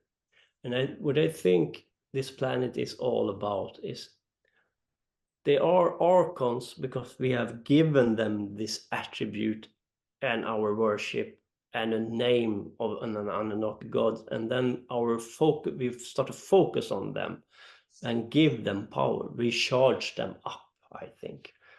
So we really create the matrix prison with our own mind. This is a prison for our mind, right? In the movie Matrix, for the most part. Yeah, And I then agree. they add a layer of technology to this as well. So it's become a technology, mind manipulated prison for our mind with technology also. So it's both and. But you will find technology on the moon, you will find technology on Mars. And I think it's a war going on moon as we speak. And this war might be between the elite and another group over there. I don't know. But it is some kind of war going on there. Can be between machines, can be AI, who knows? But something is going on there for sure. What makes you say that? What makes you say that there's a, and I agree with you, by the way, that there's a war there, but what makes you think there's a war going on right now over there? Yeah, there is a person called Bruce sees all, and he has aimed what's your camera with attached Lens? lens, and he filmed it, and he have a huge frame rate, a high frame rate. Therefore, everything slows down because Right. this technology goes very fast. So when he higher up the frame rate, you can see that there are stuff all over the moon and also buildings. And this UFOs or whatever it is moving around on the moon. And he has also filmed some kind of war, smoke, crash landing UFOs or whatever it is. And he has a channel on YouTube called Bruce is All, and I highly recommend it because stuff are going on there, and you can't deny it anymore. And it seems to be like a fog around the moon that should keep our praying eyes to see what's really going on. But still, though, it starts to break down, and with the technology, we start to see through all their lies. Love it. Wonderful. Before we get into the next part, I just want to ask where you think Jesus and perhaps the real Christ fits into this all. Yeah, we touched upon this the last time, and I want to add a couple of things there.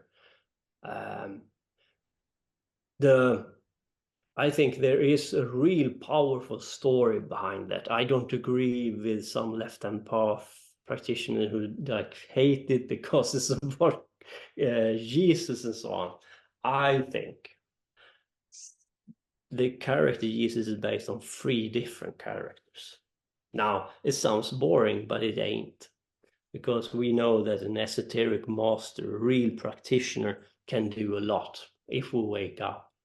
like the character Odin is an esoteric master who waking up, and we can become so much more powerful than we think. And for me, that's a more powerful story than to believe that a god came down here and tried to save us. What the real character Jesus was an esoteric master. I think his name was Ben Stada, who tried to show us that we can overcome this matrix. We can rise above it through method.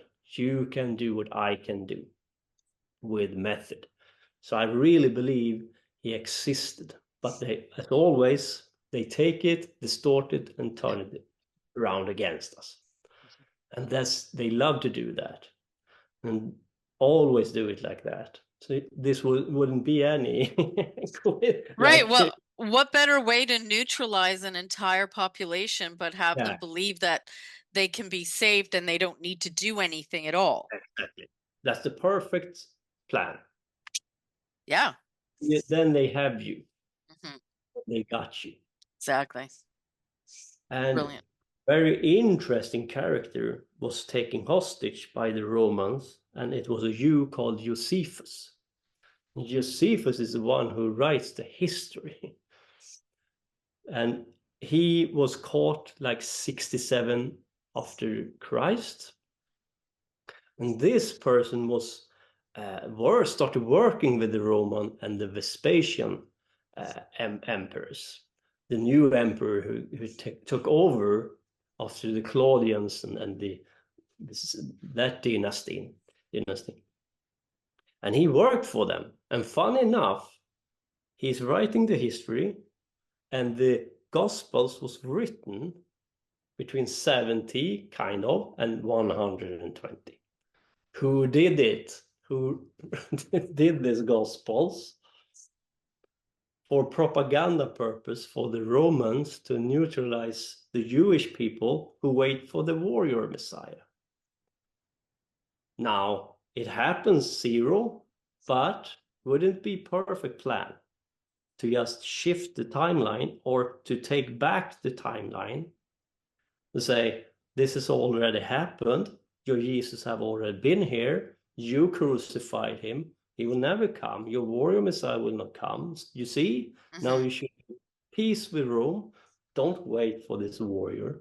Of course, the Jewish people didn't buy it, they didn't want to have anything with it, and surely enough, they have their own calendar because they don't give a shit about this distorted timeline. Of course, people would like, wow, what? It's year 70 now, and you tell 140 now, and you tell this is really 17, and the zero was 70 years ago. What are you talking about? Of course, it was a huge struggle, but we all know that after a couple of generations, they get used to it, they buy it, they forget, they bury the fact what they have done. And the Vespasian family, they built the Colosseum. And what is Colosseum? It is a sacrifice to Saturn. And Saturn is the god of time. It's a sacrifice for the deal they made with Saturn in Earth. Because Colosseum and the gladiator games is a sacrifice to Saturn. That's all there is. Exactly. And they were the one who put up the Colosseum and made it into this huge spectacle. Of course, they killed humans, animals in similar ordeals before, but this one was huge. It was like, on another level and scale. Right. So who do you think that the Jewish people represent? What God? What is the deal about that, and why did Jesus have to be born as a Hebrew? Like who are these people? Who is their God? Where'd they come from? And was he really a part of that race? Yeah, no, it wasn't, but the Jewish race is have an interesting history because they created this temple, the first temple Solomon. and Nebuchadnezzar destroyed it 600 before Christ, and then they took the Jewish people captive to Babylon, and then you have the book of Daniel and all of that history.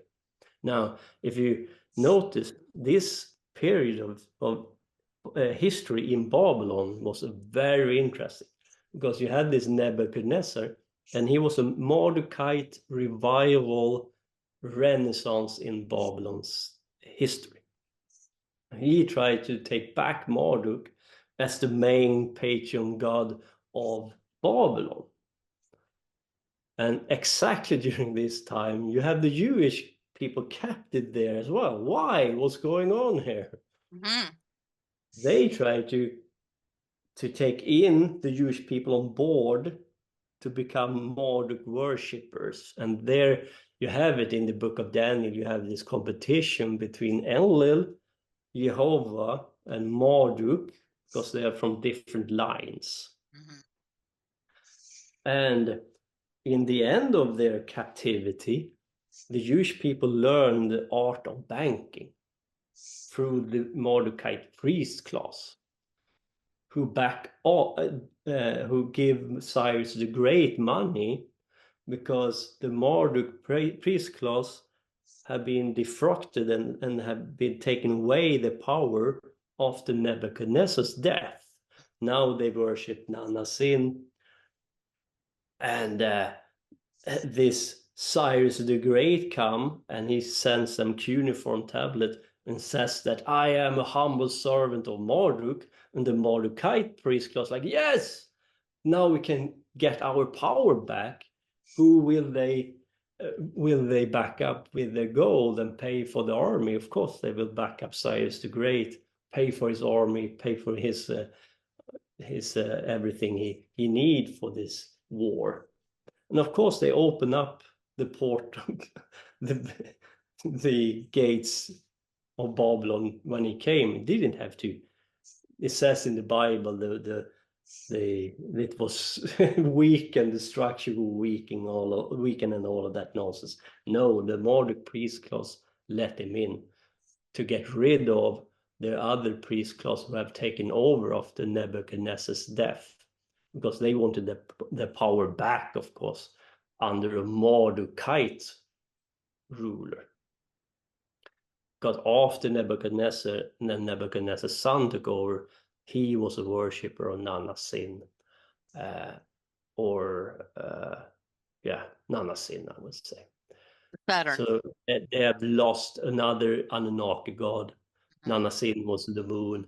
Okay. And so the Marduk priest god have lost their power after Nebuchadnezzar, and of course they wanted it back.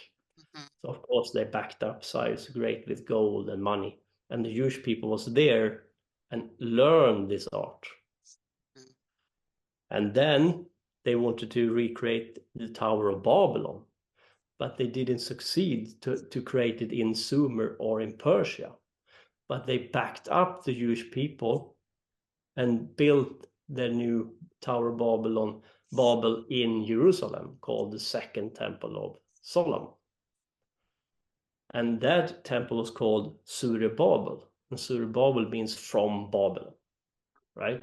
And that's the reason the Freemasons is so much, a lot of their esoteric lore is about this Second Temple of Solomon. And the Second Temple Solomon was destroyed 70 after death during this Jewish rebellion. And the Romans want to blame, of course, the Jewish people for it. And maybe they were part of the blame because they revolted. But they destroyed it, and now they want to recreate the third temple. And maybe that's the reason why it is war in Jerusalem right now, because they need someone to blame if they're going to destroy the mosque, or if they want to recreate the temple on another spot. But the goal is to create the third temple, the third Tower of Babylon, or the new Tower of Babel, or what do you want? Oh, yeah, get what I mean. So are the Jewish people in origin Saturnian? I would at least say you see some of the Jewish people have this black Cube. Nephilim, yeah. And I would say they are at least Enlil, Dinurta worshippers. Okay.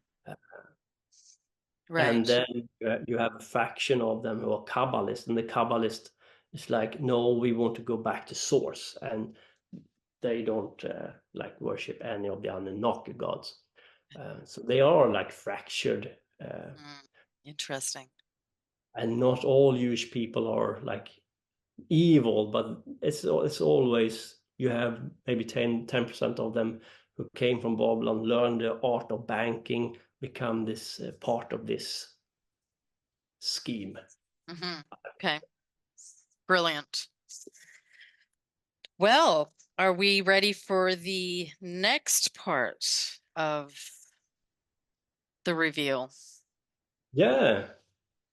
The presentation. Wonderful.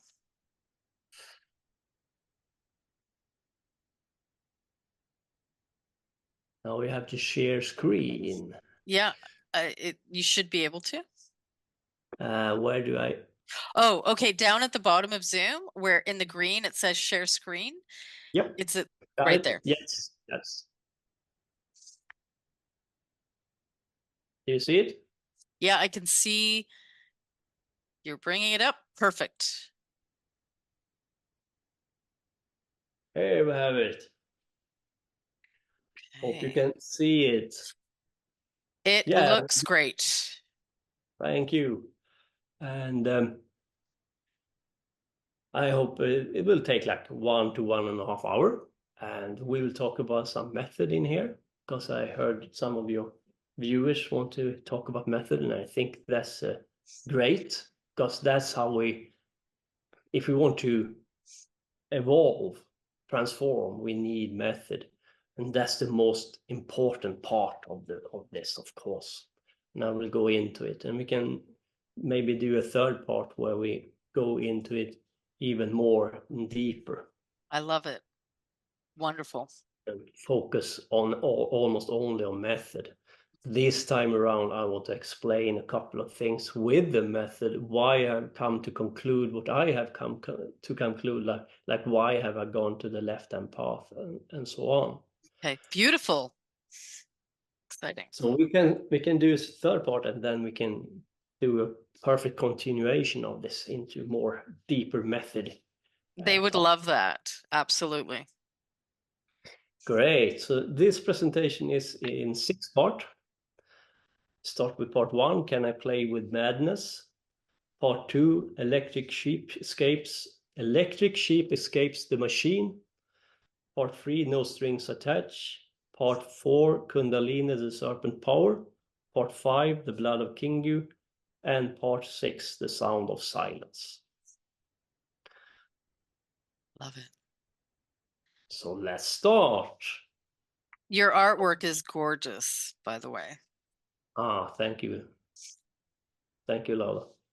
Yeah, I like to do it with some graphic, good information and try to combine it. Yeah, we are born into light, and we have talked a little bit about this earlier on. And we come from the womb, from the dark, and the feminine energy is the oldest, that the light is birthed from darkness. So we come from the dark. But when we are born into this light that we have around us today, we are born in a poisonous atmosphere. Our air is poisoned, we know that. Our food is poison, our water is poison. And right away, we are supposed to be one with the society around us. No one ask us what we want, or if we want to become part of this machine. And this light is about masculine force, right? Now, I'm not talking shit about real masculinity. I'm not like a feminist. I will go into it. But this is a very controlling masculine and it's not in a good way. It's a masculine that is out of touch with its own with the real masculine force, right? So you have the force building up, and we're going further away from the womb, from the darkness, and further on into a distorted reality.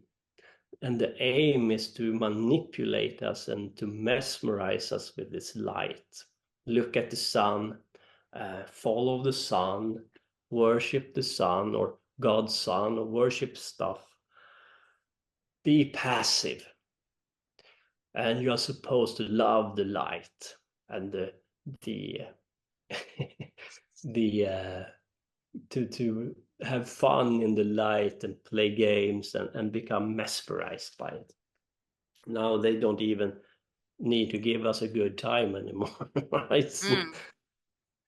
But still, though, if you're into, it is good with the sun, because when the sun comes, we like to play, have a good time, we become more jolly and all of that.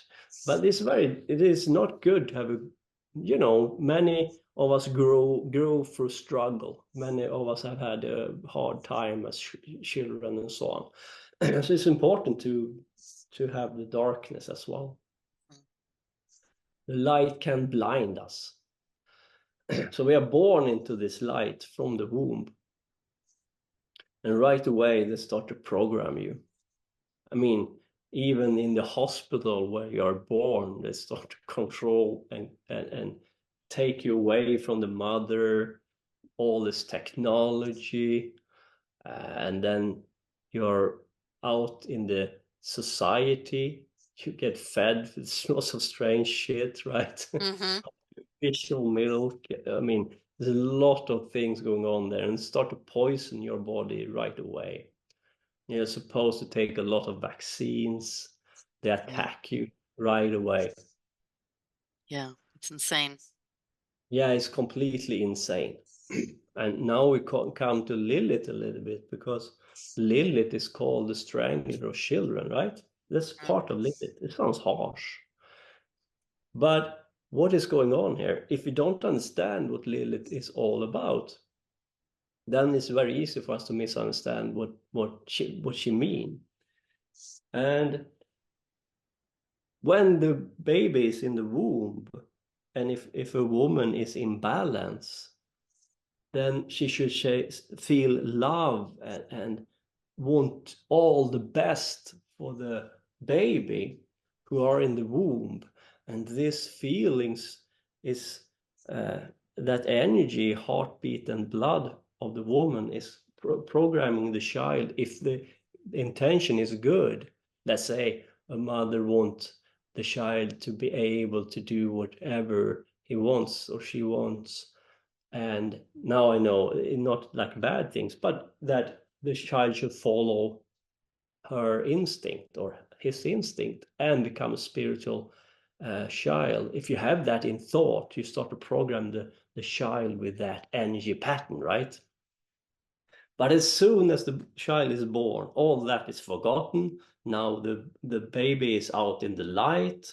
Now everything comes about indoctrination, to have the child into society, to the school, and then to work and marry and have children on their own. And that old original thought the woman had when the child was in the womb is long forgotten.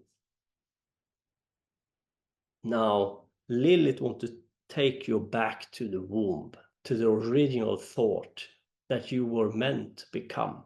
Therefore, she is the strangler of children, because she takes you back to the womb. She is the strangler of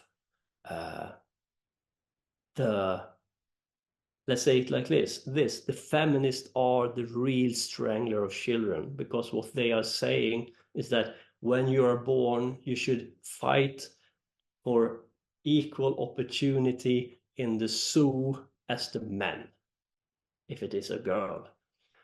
But who cares if you have 5 stripes on your back in a zoo? Who cares what title you have? Who cares about the money you have? Of course, you should have work, but to be equal in a zoo society doesn't mean shit. It means that the child is there to become equal, imprisoned in the same zoo. They are the real strangler of children, because they take away the original thought a woman should have for its child. As soon as a child is born into light, everything is forgotten and everything becomes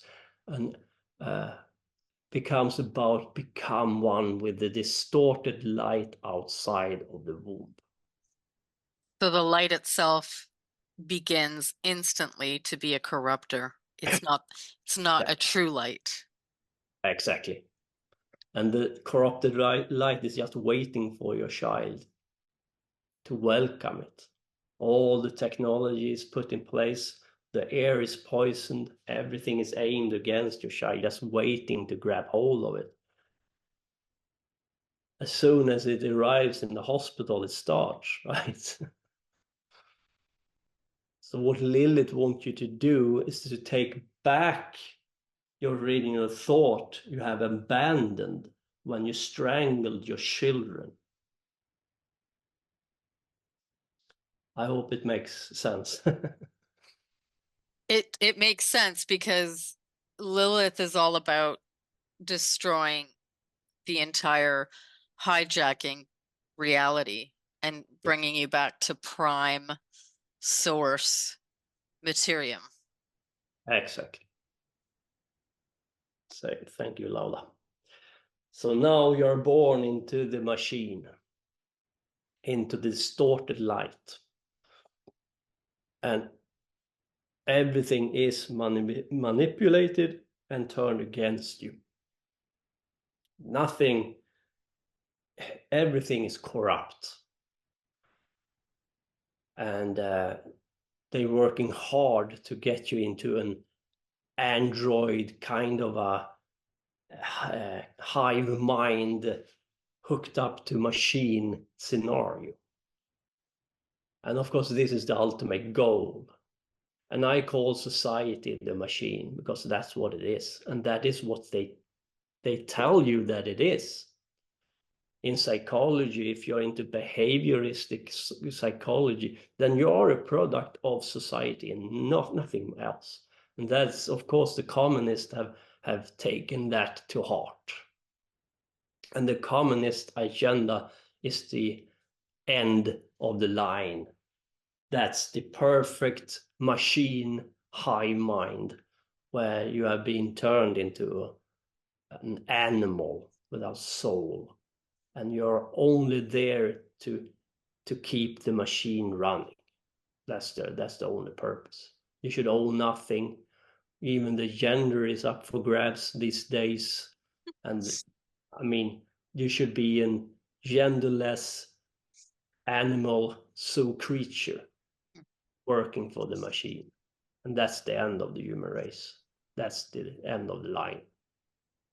That is the fucking terminus, I can tell you. I agree. And I think they have created every part of society to create this. Everything that is literally education, medicine, every single thing. They have done it purposefully to undermine and create this. It's not education, none of it. It's all to create exactly what you're talking about. Yeah. And you can see it in the communist, the flag in the Soviet Union flag. You have the hammer and the sickle. Oh, And the yeah. sickle is, of course, Saturn, a symbol of Saturn. And the hammer is Jupiter.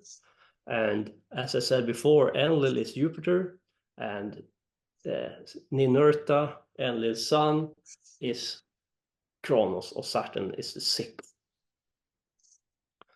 And then you have the star, and that is Mars, the red, the yellow. It has yellow outline and red inside this Mars, meaning there are war. The war is against the human race, and Jupiter and Saturn is the one who do the war against us. It's interesting how they always put it right in front of our face, but unless you know how to interpret and read it, you won't think anything of it. No, it's very interesting. When you open your eyes and you start to work with yourself, you will see through their illusions, but you need to start working with yourself, and a lot of knowledge gives you power. But knowledge of itself doesn't save you, but you should do both. Method is the most important part. Now we have this famous mythology going on with the Batman. And Batman is to serve and to protect. He's the knight. He's the one who tried to save a corrupt society from falling. And he's supposed to be the good guy here, of course. But to be honest, sometimes it is better to have a fall. Sometimes we have to start all over. There is this society we are in now. It has to fall. You can't save it. It's corrupt and rotten to the common core. It's completely rotten. Agree. Doesn't mean that we have to go berserk and kill each other, right? But you have to turn it your back. You cannot fix the machine. It's too late. It's a waste of time. And this Batman character wants to uphold the society from falling. And he think he can save it. He know it is corrupt, but the aim is to save it. And he has to become, this is about Plato and the noble lie, of course, because he has to become a lie in the second movie. They have to save this corrupt society and give the blame on Batman instead of this lawyer Two-Face who is to blame for the killing, if I remember correctly. So it's a noble lie to uphold the illusion of society that is completely corrupt, but the mainstream man can't have the knowledge of how corrupt and rotten it is, right? So they have to lie in order for them to have this society go further. But it's very dangerous to have it going on further, especially this society we are in now, because right now they are putting up technology that will take over if we don't allow it to go under, or if we don't turn it our back. Something has to happen. It is not to uphold society whatever with all means necessary to do it. Sometimes it's better to have it changed. Look, and so that to me is typical of how they invert everything and brainwash people into believing this is good. This is, Exactly. Because we are supposed to like Batman and look up to him as a hero. The Dark Knight, but still a hero, right? But he ain't. He serves the elite, so to speak. Really. Exactly. By hold the society to allow it to continue on. And the villain is in this drama is of course Ra's al Ghul. And he is in this secret society, right? But Ra's al Ghul want to destroy and to recreate. And of course, he's the villain. And I'm not saying that he is a hero either, because I wouldn't aim at destroy. I will just turn my back against this. If the human race was just turn their back against this society, it will fall. But because they can't, or they are manipulated to allow it to continue on, like the farmers in Europe, They are protesting against this elite who want to destroy their farms and throwing shit at buildings and so on. But they still tell the elite, we want to be a part of the zoo, please, but we want to have better outcome in it. But they still want to belong, and they fight for it with everything they have, when we should just withdraw. Mm. Right. Enough. No. This reminds me of Thanos from Yeah. the Marvel superheroes, and in the story, Thanos is the villain, the evil one who destroys the universe. Yeah. And Exactly. the other superheroes are the ones that are protecting everybody, and they try to destroy Thanos so he doesn't destroy the universe to protect everybody. And again, that's the same kind of inversion. Yeah, it is. And what they are saying, that you have to choose side between good and evil. You don't have a third option to withdraw. You have to fight. You have to be involved. You cannot just back off. That's the only option that you can't. But that's the only option we should do. Yeah, because that's the illusion. The illusion is that, again, they're playing us against ourselves by saying you can only choose a side, good or evil. Yeah. But really, the truth is in becoming neutral and not engaging in the setup that is purposefully the black and white squares that they show you all the time. Exactly. Yeah. And yeah, they're just manipulating us to choose side. You can't just back off. Mm-hmm. And of course, that is exactly what we should do. Great. Withdraw into our temple and our womb and transform ourselves. Just don't waste energy on this social machine. Yeah. They take our energy, and the farmers doing their bidding, nothing will happen. They will just allow the farmers to destroy whatever, and nothing will come out of it. Mm-hmm. Right. So this is an example of somebody who is a destroyer and deemed as evil. Yeah. Mm-hmm. And I agree that he is evil in that his approach to do it. You can destroy the society just to just withdraw from it. Like, then it will fall apart. They Exactly. need us still. Yeah. You don't have to use violence and force. Mm-hmm. So in a way, he's evil, but Batman is equally evil, I think, because Exactly. Batman is saving a corrupt society and working to save it. Yeah, wasting his energy and time to save it. And this Ras Al Ghul is, of course, the fixed star Algol. And Ras Al Ghul is the Arabic name for the fixed star Algol. And Algol is Medusa's head. And Medusa's head was taken by Perseus, who beheaded her. And Perseus is one more time here. We see a male light sky god hero defeating the feminine, dark, ancient gods. Mm-hmm. Yeah, he's the false light. Yeah.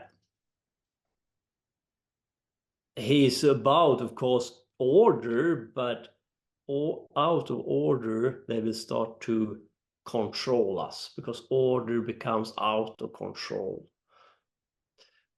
They become corrupt. I don't trust these gods at all.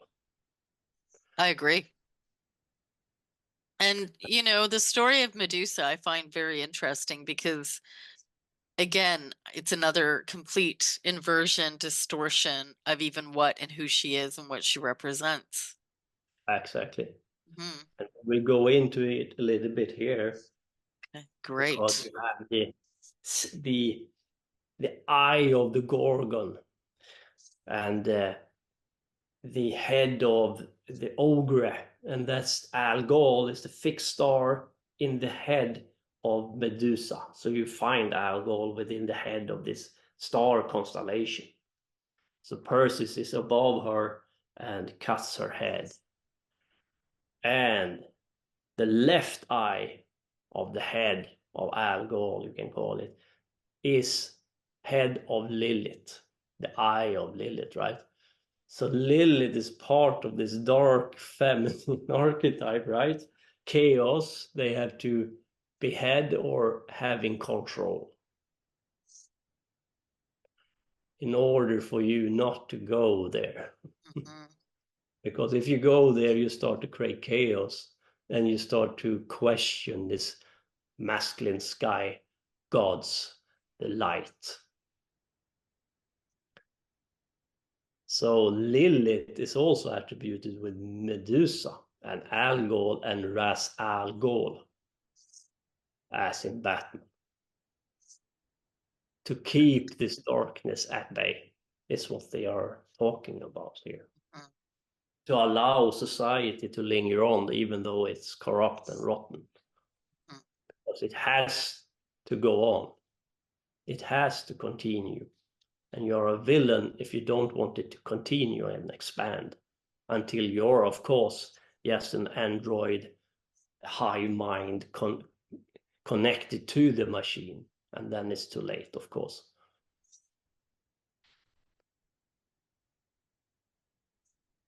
So you see in this oldest complete tarot deck created by the Este family from Venice.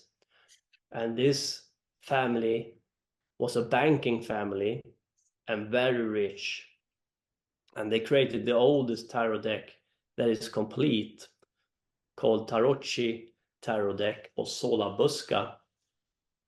And in the card number 13, you see he's pierced the Gorgon's head with a spear through the left eye, meaning he has beheaded the darkness, the chaos, and has it under control. And who do they worship?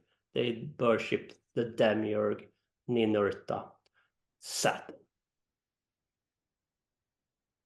because they don't want you to get in contact with these forces, because that can overturn their rule or control over this matrix. And on this banner it says Trahor Fates, I am driven by fate. I am driven by fate to continue on the demiurgic matrix through this banking elite family from Venice, the Este. And the Este was intermarried with the English royal line and become the Gotha Coburg Gotha. And so who were the Gotha in the very beginning of the English line? It was Albert, I think, or it was yeah, I can come back. Okay. I have a presentation with it a little bit. Is there any connection with the royal family today to who that is back at the very beginning? It was changed. Victoria was the last queen of this line. I think we talk beginning of 1900, end of 1800. But there is a clear connection to Adam Weishaupt and Illuminati here. Okay. Because this royal family line protected him, the Illuminati the head of the Illuminati on their own property. Oh. Adam Weishaupt. So Adam Weishaupt came in contact with the Este and this elite family's knowledge about the demiurge and these forces who want to hold back the dark feminine archetype in order to control for banking, money, esoteric knowledge.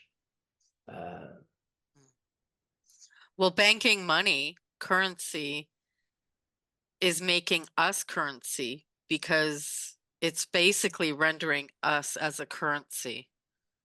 Yeah. Mm-hmm. Yes. I see the star there in the card as well. Yeah, that is Algol, the demon star. Okay. And of course, as always, this star, they used the star and the force of Algol for baneful magic, meaning that they take and distort and turn it against us. If you remember the Greek mythology, Perseus takes the head of Medusa and turn his opponents to stone by this head. Meaning they control these forces and use the forces against us. And this is a theme that come up over and over again, the same with Prometheus. Prometheus. Exactly. Why did they come up with this deck? I mean, to me, this is revealing a lot of their secrets. Yeah, the deck was, they found the deck 2009. So it was in its complete form. So they didn't want to share it with us. Ah. So it was like gone from the public eye. And a man called Peter Mark Adams started to decode the deck. And then a friend of mine called Steven and I have decoded the deck further. Wow. So we can have a session with the deck only if you want to. This is a very interesting deck. And if you start to understand what they are saying, then the message is this. There's a banking elite family from Venice, and they want to control the public because they start to see chaos start to spread. So they need to use magic and esoteric method to control the population and to have a conscious reincarnation back into this same blood family in order for them to continue on with their plan over and over again, the same bank elite family. Now they can have goals that are hundreds of years ahead because they will always end up in the same family. Oh, that's profoundly interesting. And I'd love for us to do one also just on the cards, on the decodes. Yeah, it's very interesting. And that's the reason why, for example, they can poison and destroy for the rest of us, because they know when they die, they will end up in the same family and they can continue the game from there. Otherwise, they could, like, if they ended up in another family, they might end up on a bad track because of what they have done before, but they know they will where they will end up. So how long have they been doing this for? I would say like 4,000 years. Oh my God. Their plan is a huge plan stretching over generations.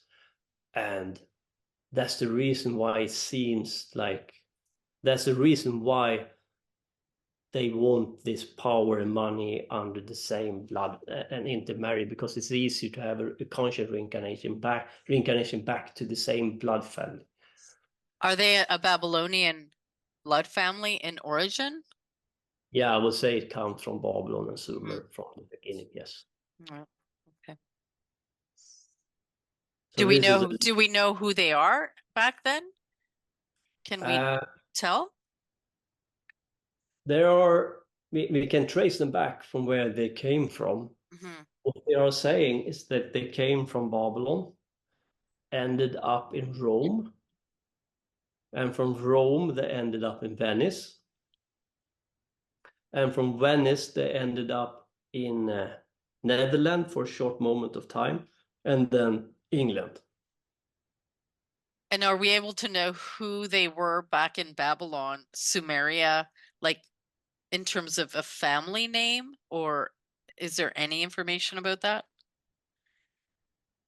Not so far, Hmm. but we know some Roman elite families who were very high up, Right. who belong to this Okay. bloodline. Fascinating.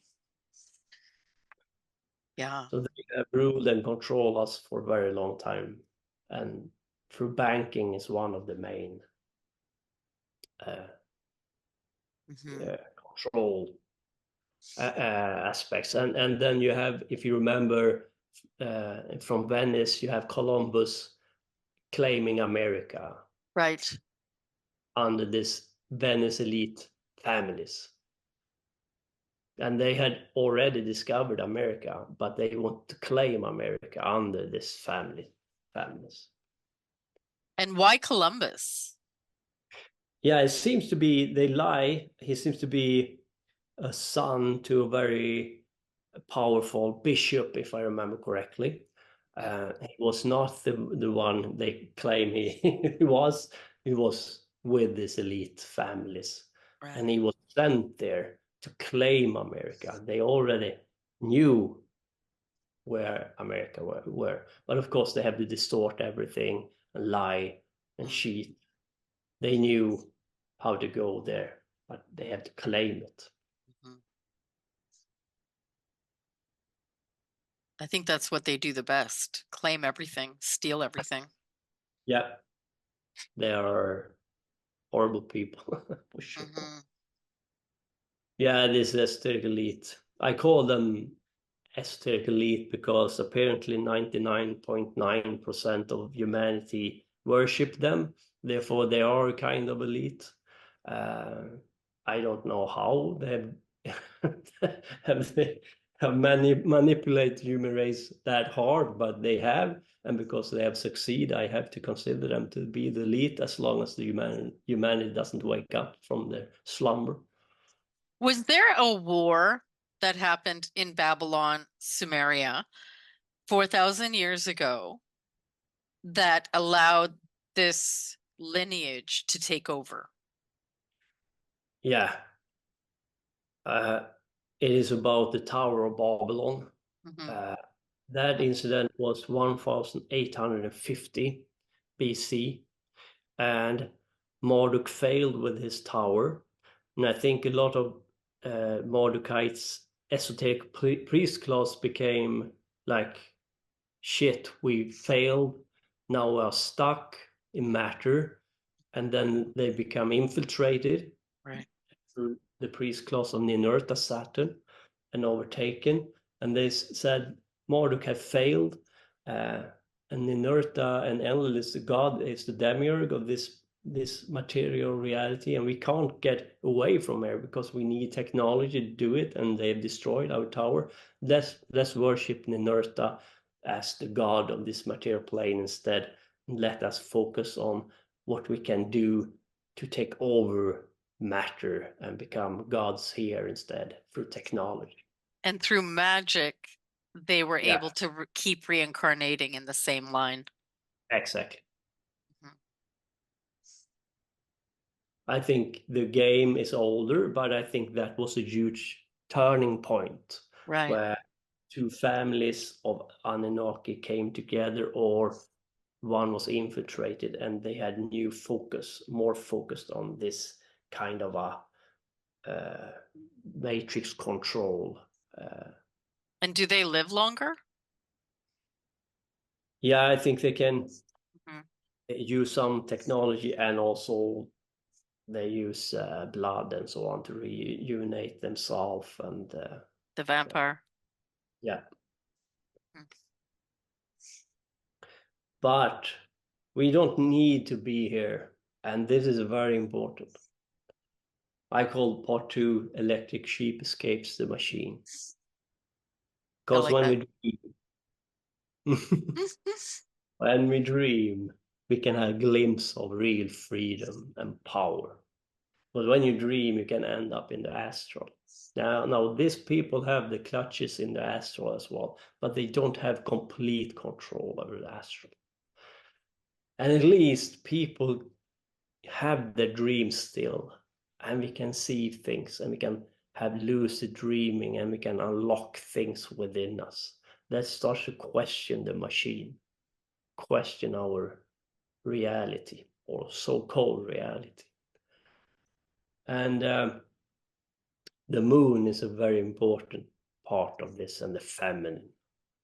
It's the darkness when the sun has dawned, and the moon is the ruling body.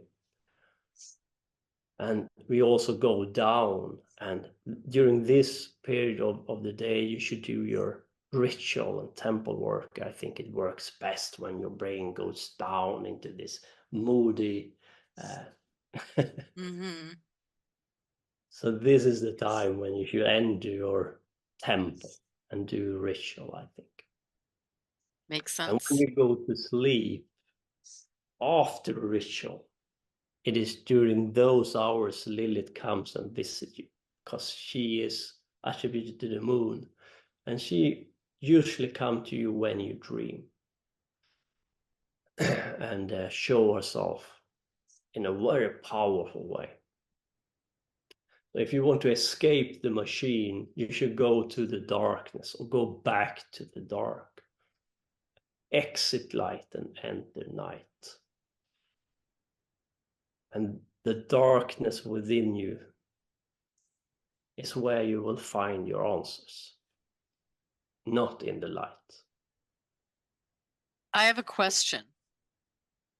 Many experiences that happen to many people in the dark have a lot to do with demons, demonic attacks, all these forces that come in, and it just so happens that it's strongest in the dark.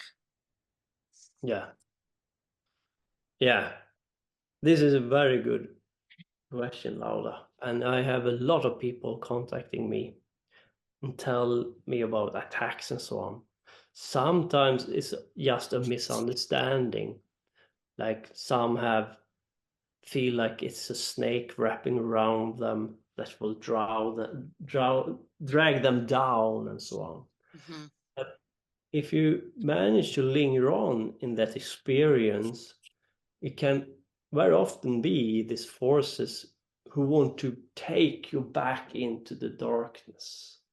And there you can, if you can allow yourself to be in that space and observe it, then you quite soon will feel that these forces just want you to go back into your unconscious and start to unlock things within yourself that holds you back.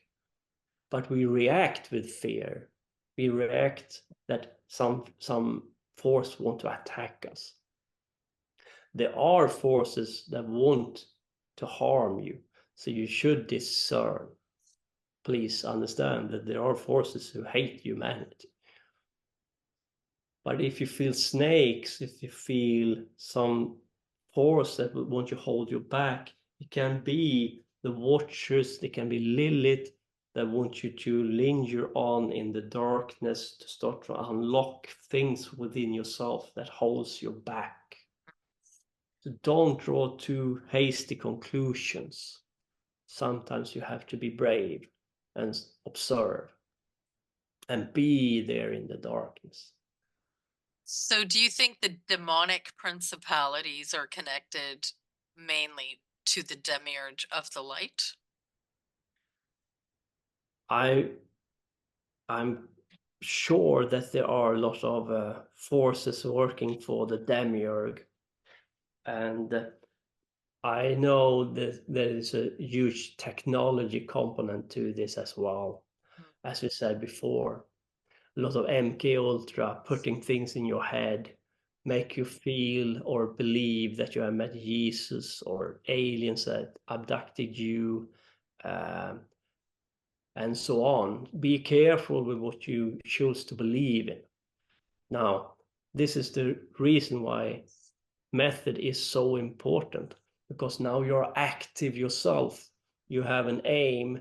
I want to have contact with Lilith. So when Lilith comes to you in the night when you sleep, you know why she's there, because you have called on her. It's not something random. It's not whoever, but it is Lilith, because you have told her, I want to have contact with you. And I have had rough experience with Lilith, and I'm going to talk about it soon. It's not like a easy ordeal, but you ain't got anything for free. To gaze into your own darkness, it is not fun all the time. It's quite dark, rough. It is traumas, programs that holds you back, previous lives' memories, things you have to work with to transform. And it's hard work. But that's the only way if you want to have true freedom, or true freedom and power and evolution. You have to go through the dark. So when Lilith comes to you, is it, in your experiences, can it be terrifying? Yeah, it can be rough. But for example, she tried to strangle me.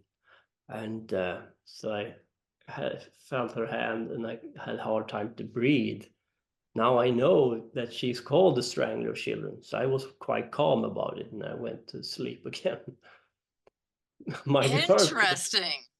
yeah, my girlfriend thought I was snoring, so she woke me up. So I know I did the noise out loud, but because I really felt her hands around my neck or throat. And was that And her telling you it's her? That's her signature? Like that's her way yeah, of telling you it was her? yeah. What is going on here is that she claimed you as her own child. Now you're a child of darkness. Now you're Lilith's children, and you have a throat chakra that is about speech, communication, and the throat chakra is above the heart chakra. She's trying to tell you that you have to ignite your chakra system. You have to take everything back. You have to go back to my dark womb and start to unlock your unconscious from within, and to flee the light into the darkness. And as I said, also symbol for that, she said that when you exit your mother's womb, they strangled you, and now I strangle you back. Now I Almost take like, you back. right, it's almost like a death process. You have to die to this Yeah, to go to origin. exactly. Mhm. You have to die and see through the illusion, and that person who see through the illusion has to die, because now everything is in the open again, and you enter a dark place to begin with, because now nothing makes sense to you anymore. You have to rediscover yourself. Right. And the best way to do it is to go back to the womb, to the darkness, to the feminine again, before the light get hold of you, before the light started to manipulate you into this false light society. Brilliant.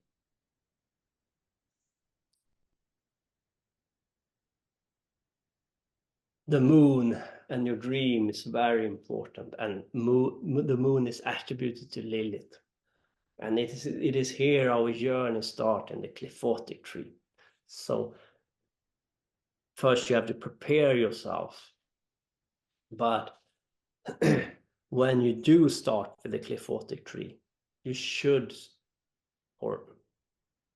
start to work with Lilith and the moon. and the unconscious part of yourself. You have to unlock your own darkness to bring it to the surface in order for you to see it. And when you see it, you can start to transform it. And it is there, everything changes after that, because the programming starts to break down when you can start to see why you're beating yourself over the head with a hammer, what is holding you back, why are you blaming everyone around you for your failures when everything is within you? Take back your power, unlock your darkness, transform it, and rise up. That's the message here. And this program is there, whether you like it or not, whether you acknowledge or not. The programs are there, ticking in the background, and they animate your behavior. So you have to take a deep dive into the darkness. And of course, that is not the funniest thing to do, but I can promise you, when you overcome it, you rise up and you become more powerful. Just feel that you can overcome it. You can transform it, and you can become something more. And what is holding us back is our fear. Our fear of the unknown, our fear of the dark, our fear of our own power, of our responsibility. We want to give it all away. And we are accustomed with the light. We know the light, or think we know the light. And the person who knows the light don't want to know the real light, because the real light hates them, right? They have lied to them, but they want to bask in the distorted light, and they want to have their lies up right front their faces, and they will never go anywhere in this lifetime, at least. And that's the purpose. Don't go into the darkness. Be afraid from the dark. Be afraid from chaos. Be afraid of Medusa, Lilith. Be afraid. They want to hurt you, harm you. We are the one who protects you against this chaos. We make sure that the light is always shining on your face. Or we will convince you with a good cream in your face, sun protection 1000, you can at least. Well, yeah, I mean, they're saying we are the Perseus. Yeah. Who are there ready to kill Medusa and to protect you from the darkness. Yeah. That is what they are saying. Is that Cthulhu? Yeah, but of course you should do the opposite. We should go back to the dead but dreaming, because there you will find the darkness. There you will find the ancient gods, the old gods. And of course they are amphibious, water-dwelling creatures, because they are the old memory of the previous matrix before the new one took hold, where our memories was wiped out, and we forgot about the gods, we forgot about ourselves, with memory loss, language loss, and power loss. But that is exactly what we should do. So talk about Cthulhu a little bit for everyone. Yeah, Cthulhu is attributed to R'lyeh, and R'lyeh is attributed to Atlantis, for example, and Dagon. So you have these forces. And I think in the beginning of the Atlantean period, I think it was a good period, but I think it was infiltrated by these Anunnaki gods. because it seems in the end of the Atlantis period, it was all about technology. And that is not attributed to the great old ones. They seems rather to be very comfortable in water, and water is attributed to the feminine. And the masculine is attributed with fire force and power, a scientific language of technology and so on. But the great old ones is more feminine in their in the waters, in the dark, attributed to the moon, many of them. Now I talk a lot about shit about masculine, but I promise you I will get into that as well, because we need it as well. But for the moment, we have to step back to the darkness and to the feminine, because this light, distorted masculine light, have manipulated us, and we have to take a huge step back into the darkness. And I think that is the only way. That is what I tried to tell you, to go back to where Noah failed and the new matrix take hold. We have to take back our memory and understand what happened in order for us to empower ourselves with the truth.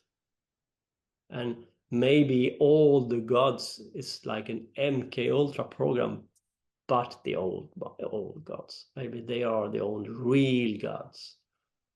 So do you think if Noah would have stayed in the water or not been afraid? One more time, Lala. Well, didn't you say something about Noah wanted Yeah. land? But Yeah. if he would have stayed in the waters. Yeah, exactly. The problem with Noah is that he was on to water. He traveled through water 40 days and 40 nights. Now, number 40 is attributed to Mem. And Mem is about water and memory, language, and nations. So Noah traveled for 40 nights and 40 days. But what he should have done was to travel 42 days and 42 nights, because the number 42 is the number of completion. Therefore, we know that he failed. Okay. 40 is not completion. And what he should do is to push himself further into the metaphysical. He took land, he crash landed. And Prometheus, Lucifer showed me Noah's Ark the first time I contacted him many, many years ago. He showed me the Noah's Ark, but instead of the dove coming back, the raven came back. Interesting. Don't follow the dove, because the dove showed Noah land, because Noah became fearful of the dark and get in panic mode, and he crash landed in matter, failing to take over our memory to the other side of the matrix. And that means loss of memory, loss of language, loss of nations. And we had to start all over again. Is that why Odin is represented by ravens? Yeah. Odin is a very interesting character. He's an esoteric master, sacrificing one eye in Mimas, the Mimir in the well, and it is water. It is about memory. It is about knowledge. He sacrificed his eye to have memory of the previous matrix who was shut down through the wall. He wanted to pierce the veil to have knowledge of previous matrix who are gone from our memory because they are lost. Okay. He wanted to take it all back, to be all knowing, all seeing, all piercing through the whales. Mhm. A kind of a boatman who can travel between the matrix water. In the Bible, it states that it is water within water, meaning it is matrix in the matrix. And they are dead but dreaming, but they are still dreaming, meaning that you can contact the old gods. They are not all gone. Mhm. They cannot shut you down completely. You will always be able to take contact with the old gods, because in your blood is the blood of Kingu, and Kingu is Belial. And when Marduk defeated Tiamat and Kingu, he fashioned the human race with the blood of Kingu. It's of course a symbol, a metaphor, that they can't take away our connection through blood with the ancient gods. You can always get in contact with these forces, but they can manipulate you to tell you that these forces are evil, bad, Mhm. and you shouldn't take contact with them. And they are long gone, and it's all myth. There's nothing true in it. Of course. But they are there waiting for you. And you take a step towards them if you use the moon and the womb and the darkness, because they are waiting for you there. In the long forgotten, in the old matrix. Mhm. And you have a higher self you can get in contact with, a more real you. And you become more godlike, the God within you. We call that part the daimon. That's the higher self. The higher self haven't been distorted by the light. If you get in contact with that, you have more clear understanding of who you are when you are not manipulated by the light. It's like the unborn child in the womb still. And you can get in contact with that. Now you start to take back your power, of course. And you can do this through method. And I will talk about it. Now you start to escape the machine they prepared for you. When you start to work on yourself, that's how you overcome it. You cannot be passive. You have to be active, and you need a method. It's like going to the gym and train your body, but it's this time around you train your spirit or your soul, or whatever you want to call it. The bound soul part of Yeah. us. Yeah. Exactly. Part 3 I call no strings attached, because you cannot have any strings attached to this material world. Now, you have your body, and your body is part of the matrix. But your soul, your spark ain't. And that's the real you.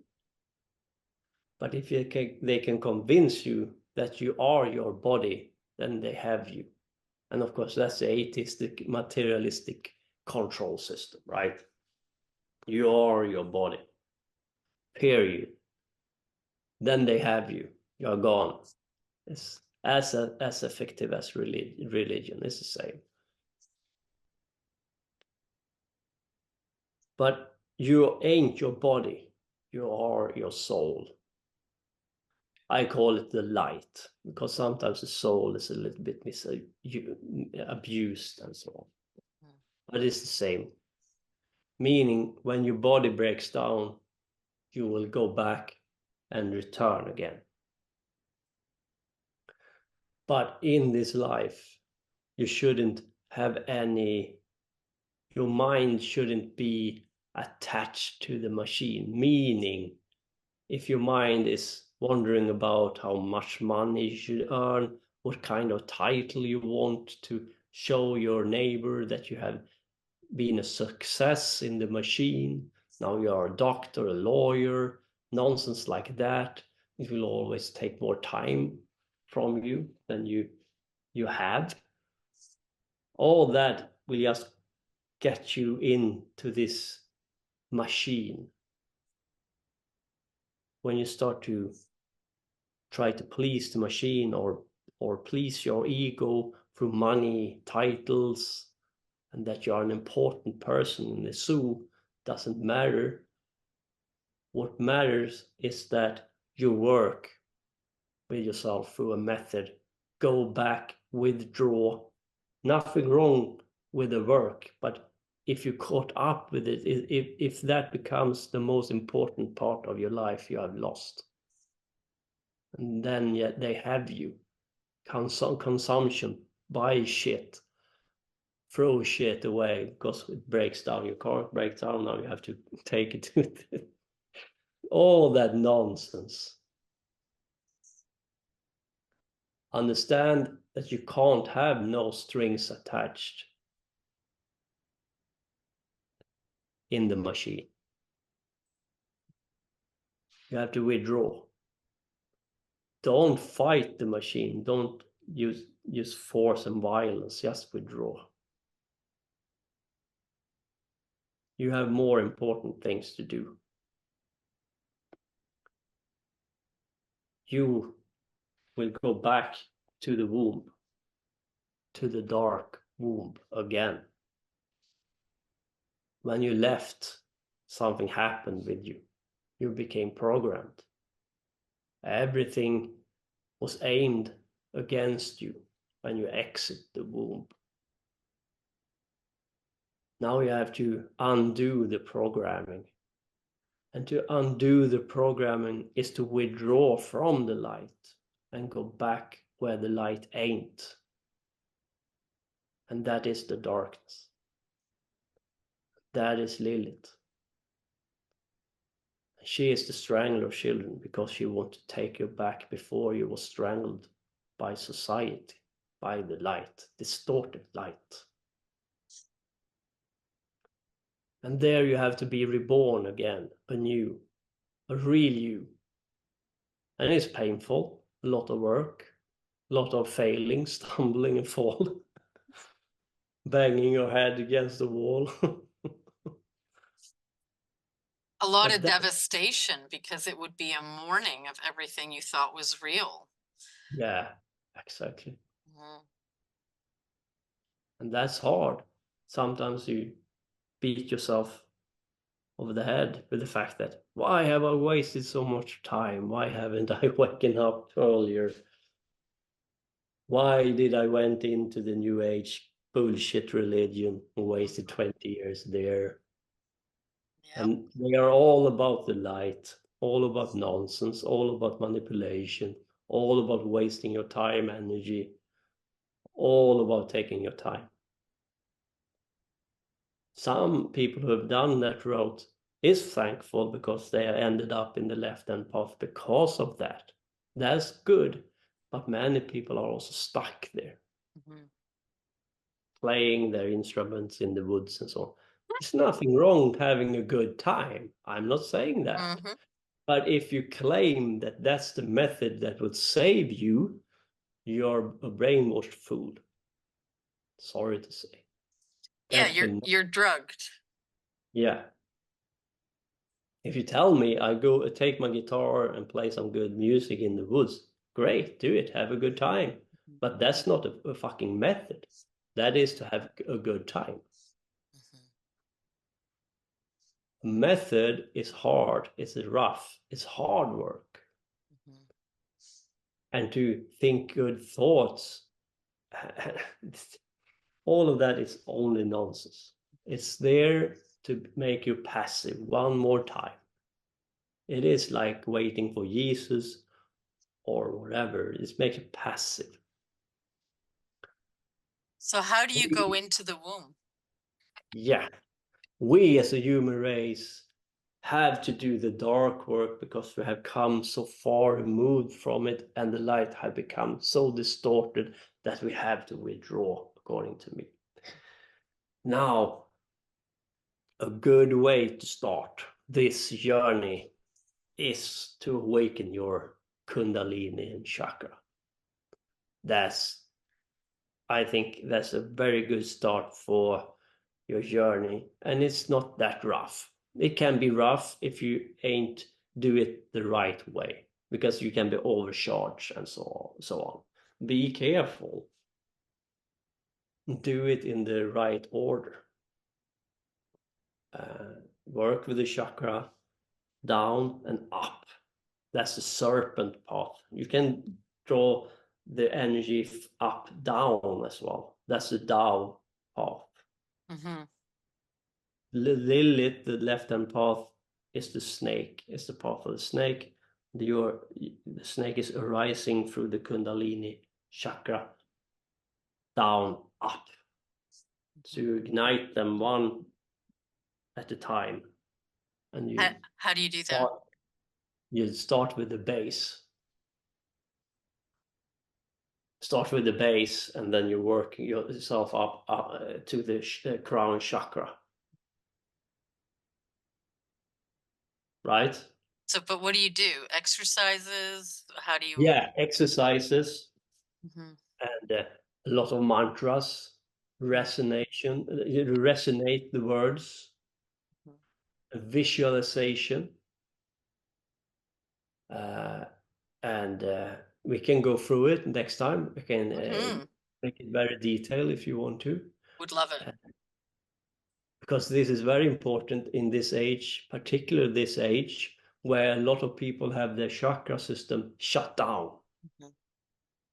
And it shows people have a hard time focusing, the cognitive ability is lacking, a lot of mental disorders, health disorders, a lot of that. It's not only because of the chakra, but that's the part of the problem, that people have a very shut down chakra system. But the work with the chakra is not that hard. It is more about withdraw to your temple, shut out the mundane world, and go into this dark space, this meditative state. And what you are doing is visualization skill. You need some visualization skills, and you need to be able to have some mantras going on. Vibration is important.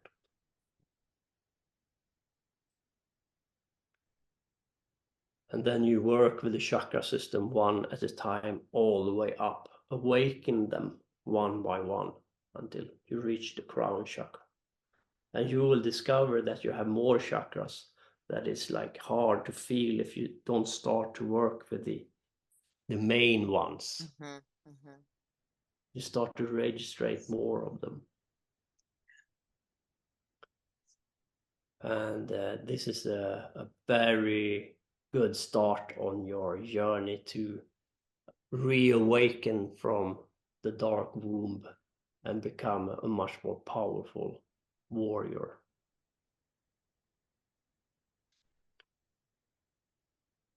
One of these chakras is called Sunyata, and Sunyata is a star chakra, and that opens up the bridge to the metaphysical, meaning that your eyes can pierce further into the metaphysical. And it is the bridge between the material world and the metaphysical realms. Now you can ask yourself, why are the elite allowing this? Well, they ain't. The problem is that when they gave us internet, and then when the Industrial Revolution occurred, then they need to educate you, because you need some reading skills if you was going to work in the factories, because they don't go here, it's a dangerous machine over there, but go here instead, because you can't educate a lot of workers with some demanding works. Demanding work, and then have them killed off because they can't read. Then they start to educate people, not out of kindness, but because they want to have the infrastructure in place. Mm-hmm. And the factories and the industrial revolution was of course a big part of the infrastructure that they had to put in place to have this infrastructure. Right. But they have never done anything to be kind. They didn't give you internet to be kind. Nope. But they know that when we have this, we can also start to see through the lies, because we can start to find the knowledge they have and we can start to share. So they know this is about time.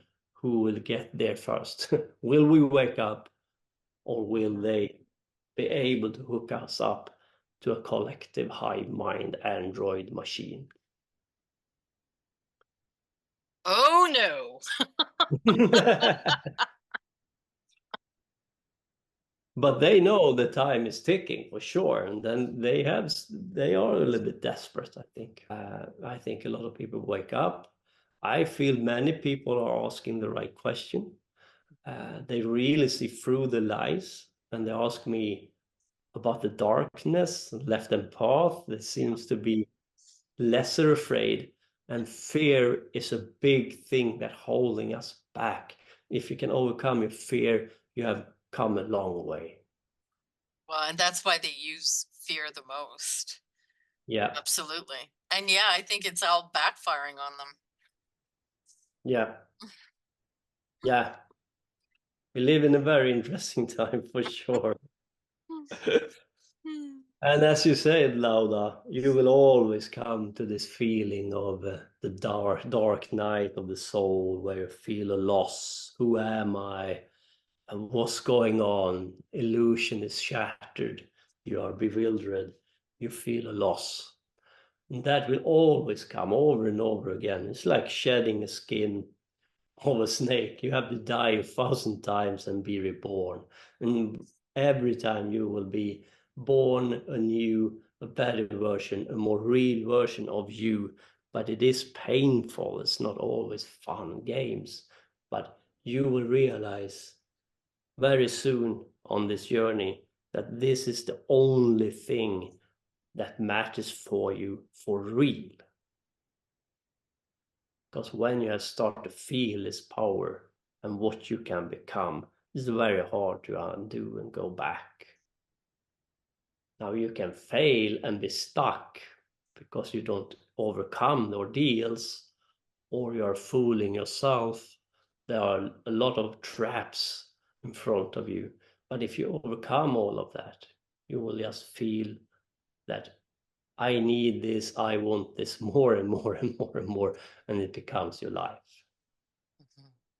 But it doesn't mean that you have to like leave your family and all that. You can have everything there, but the most important is this path, and your loved ones is very important, but all your stuff, all the things you gave value before, it will vanish.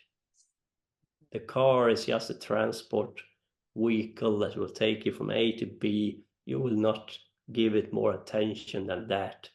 You need some food, you need a roof over your head, but you will not put your attention with the towards yourself and inwards your darkness.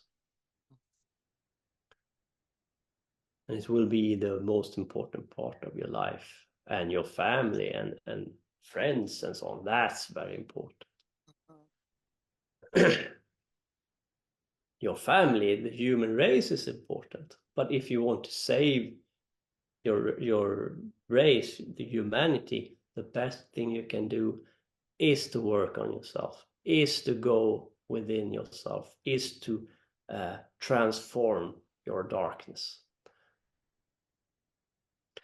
They cannot shut you down, as I said before.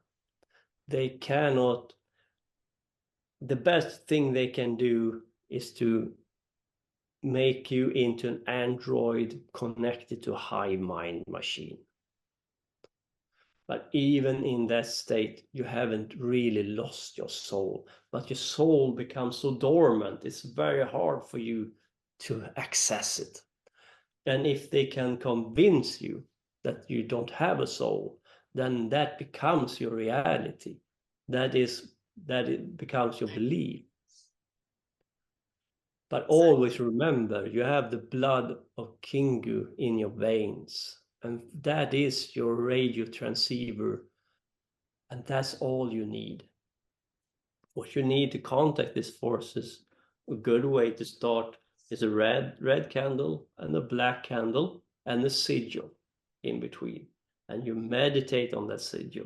And every god have many sigils, but they are attributed to a specific god. So if you want to get in contact with Lucifer, you use Lucifer's sigil, you meditate on it. You have the red candle to the left and the black candle to the right.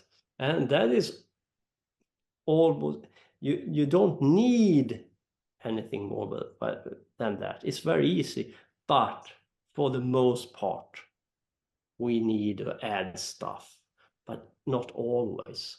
So when you start, if you want to have an easy start, because some people say, I need this and that, and I need the right date, I need to protect myself and all of that, then you never start because it becomes too complicated. And sometimes all you need is a red and a black candle and a sigil.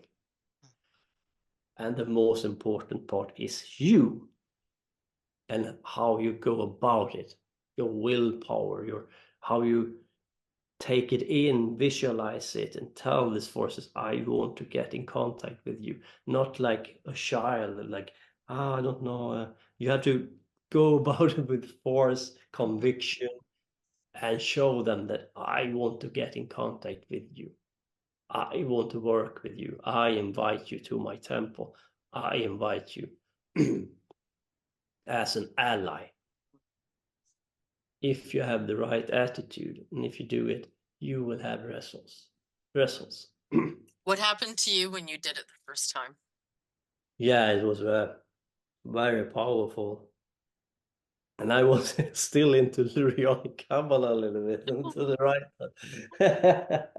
But I felt stuck.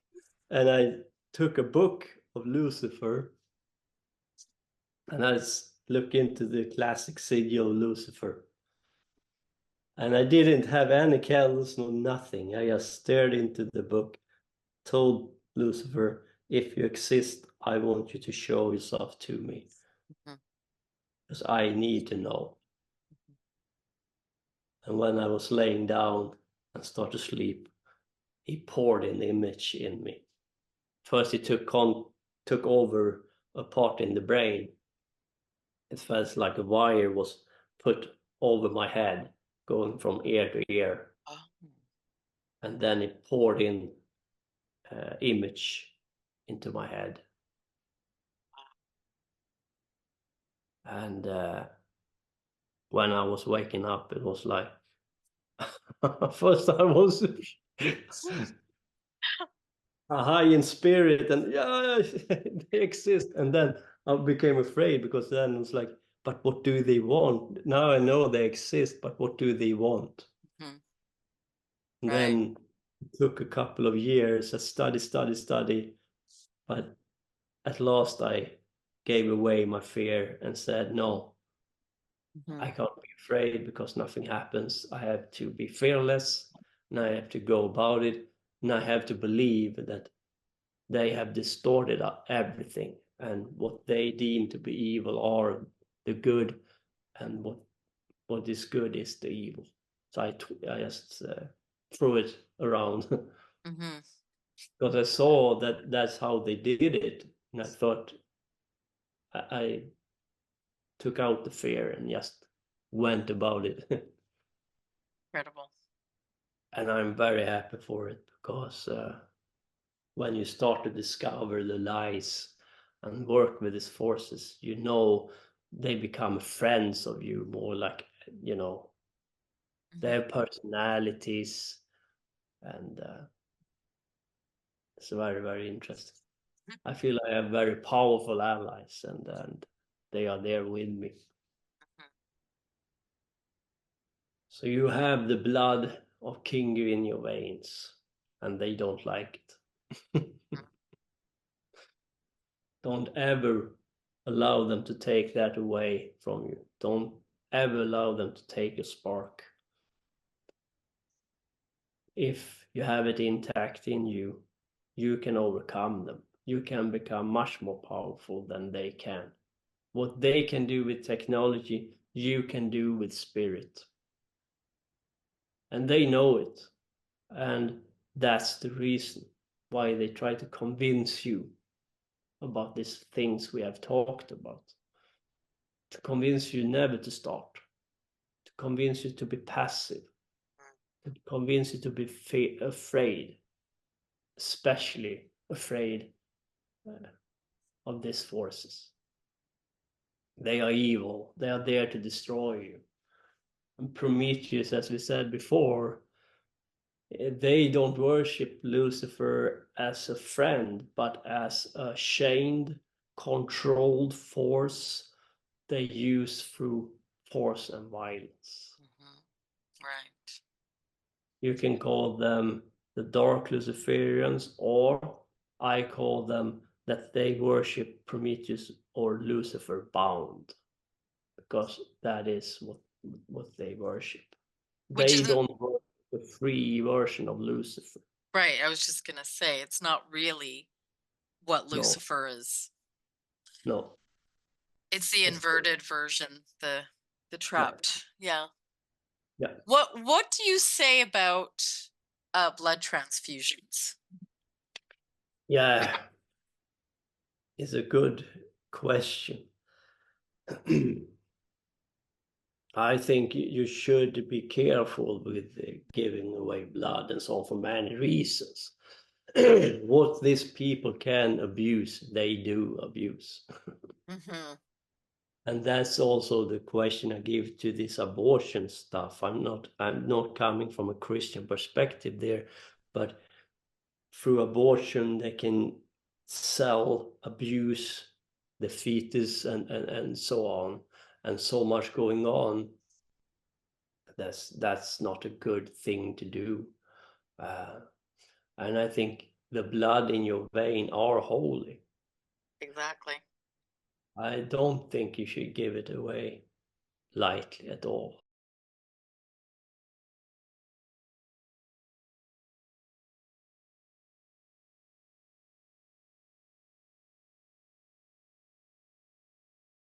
Is a part of their magic.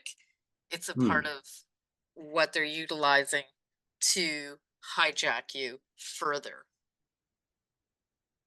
I agree. What they can abuse, they will abuse. So don't give away anything to this corrupts society.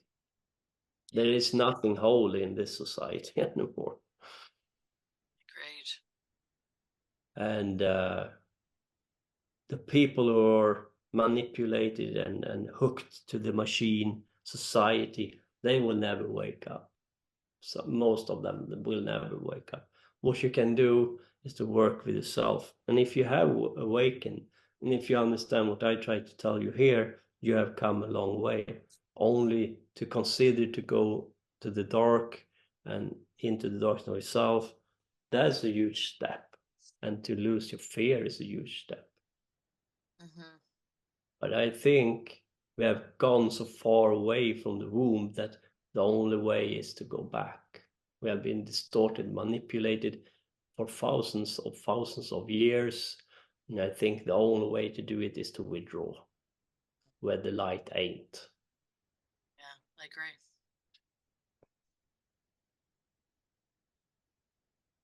And this DNA thing in this dire age, as you said before, they came here to mine gold, and your DNA is gold.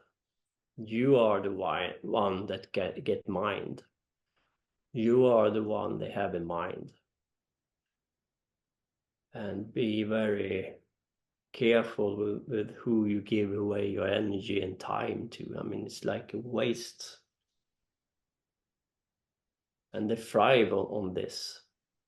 I know when I started work for real, shadow spiders came about on my walls and stuff. And I felt completely drained of energy. I was completely like drained. So you saw the shadow spiders just coming. Yeah, they were like growing up when I was waking up, and it was not like um, I was completely new awake. I followed them. I saw them sit around on my wall, observing me.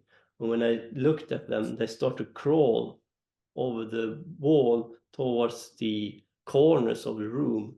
And when they felt they could disappear, because it seems that it took a while before they could like melt away to the metaphysical again. So they tried to flee into the corner of the room, and then they start to sink in. But I could follow the spiders for 15 seconds. So it wasn't like I was new, awakened illusion, but I followed them. And during this period of time, I felt completely drained of energy. They were there to take my energy from me.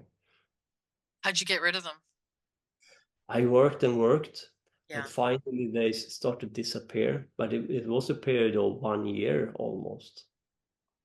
And it was a hard period of my time. And it is hard to start this journey, right? Because you attract different spirits and energies and so on. You have to overcome them. You have to grow and become bigger than these forces, and then you leave them behind, even them. But I know from personal experience that there are forces out for your gold or your energy, yeah, that's personal Do you experience. do you think that they wanted to kill you? Yeah, I have spirits who want to kill me. Um, so there are very dark forces out there for you, and they have their eyes on you when you start to rise up, because now they see that you start to become a warrior. Uh, Yeah. but when they rise, your allies rise, and I will do this all day long. When I feel Lucifer come and knock on my door, not literally, but he has shown me through the roof lamps just flare up when I do something he really Right. likes, like a presentation. uh he Yeah, he He must be says very happy with these things. yeah, you get very, like, you feel the power when these forces acknowledge you. Mhm. And I have some watchers, demons that uh, tell people who start the journey to go to my work. So I have I have forces that ain't human who send people towards my work, and that's also very humbling. Right. Your background just lit up too when we were Yeah, just yeah, it just that is what yeah, that is crazy. Oh, that's But awesome. yeah, they are with me, and I really like, I rather have them as allies. And Yeah.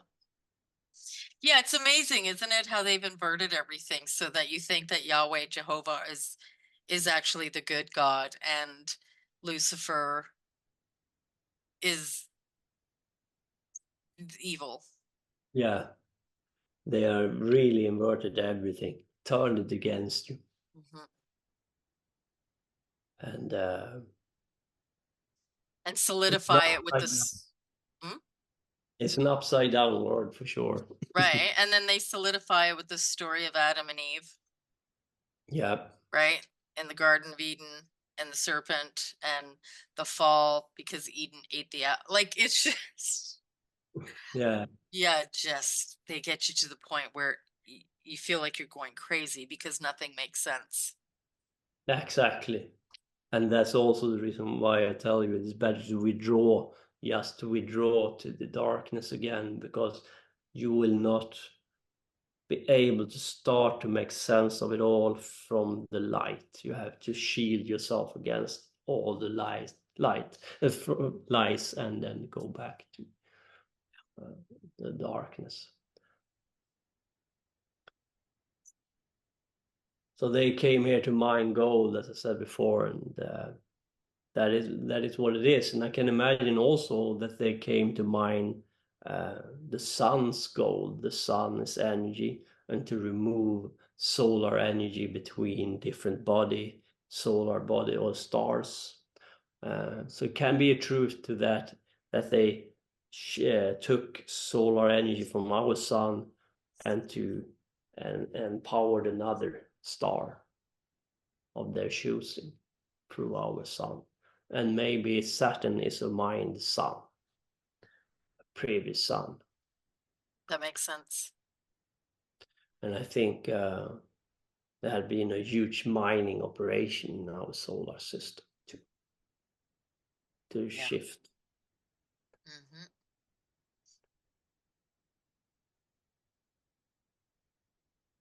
Now, you are a single grain of sand in the desert of Set, meaning that when we come here, you are here to work on yourself.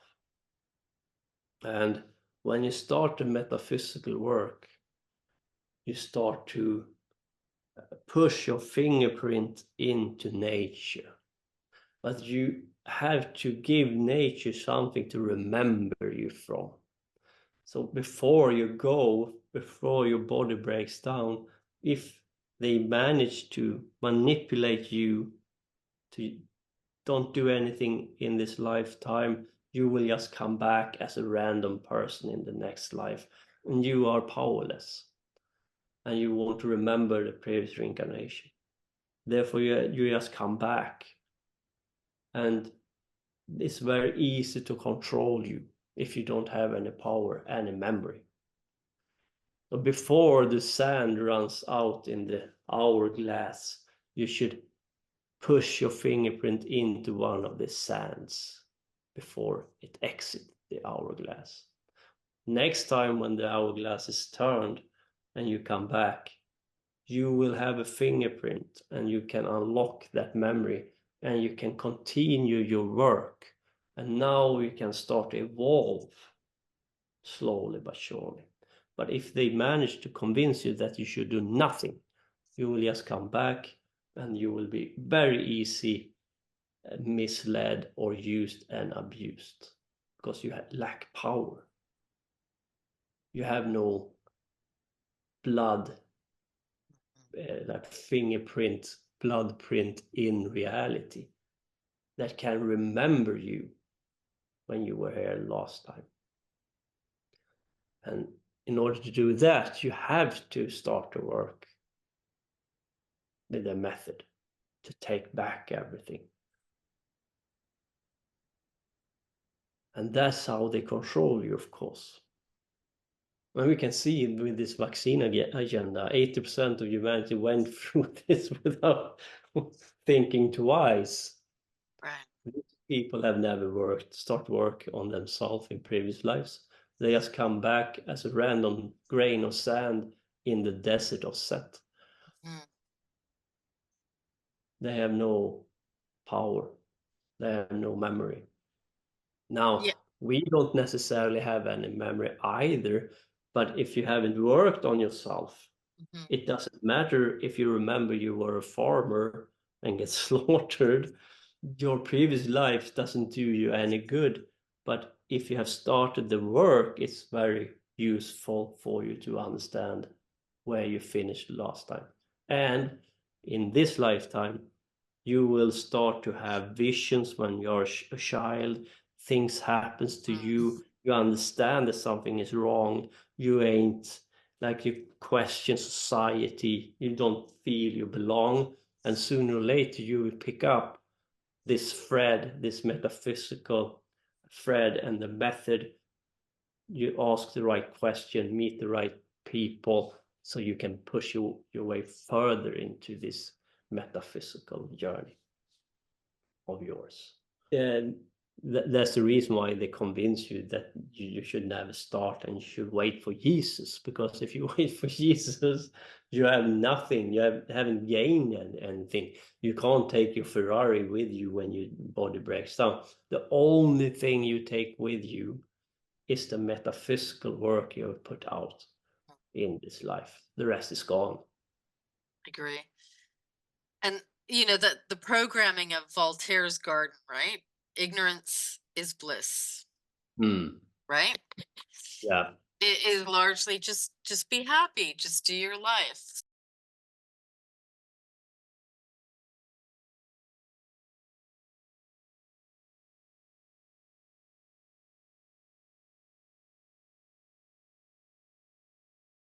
It went to the point of absolute ignorance. Hmm. They're deleting genes, aka they're deleting consciousness. They're deleting you. Hmm. And you know, Yeah. to me, this is how they create the next hive biobot. Yeah. Yeah, So good. scary. Yeah. So you have this eternal return. If you don't start to work with yourself, you will be born under Saturn again, and the hourglass will be drained, and you will have nothing gained if you don't start to work. And Saturn is the beginning and the end. It is Father Time, and you're born in time. That's why they hack people's energy, because they know that energy is literally everything.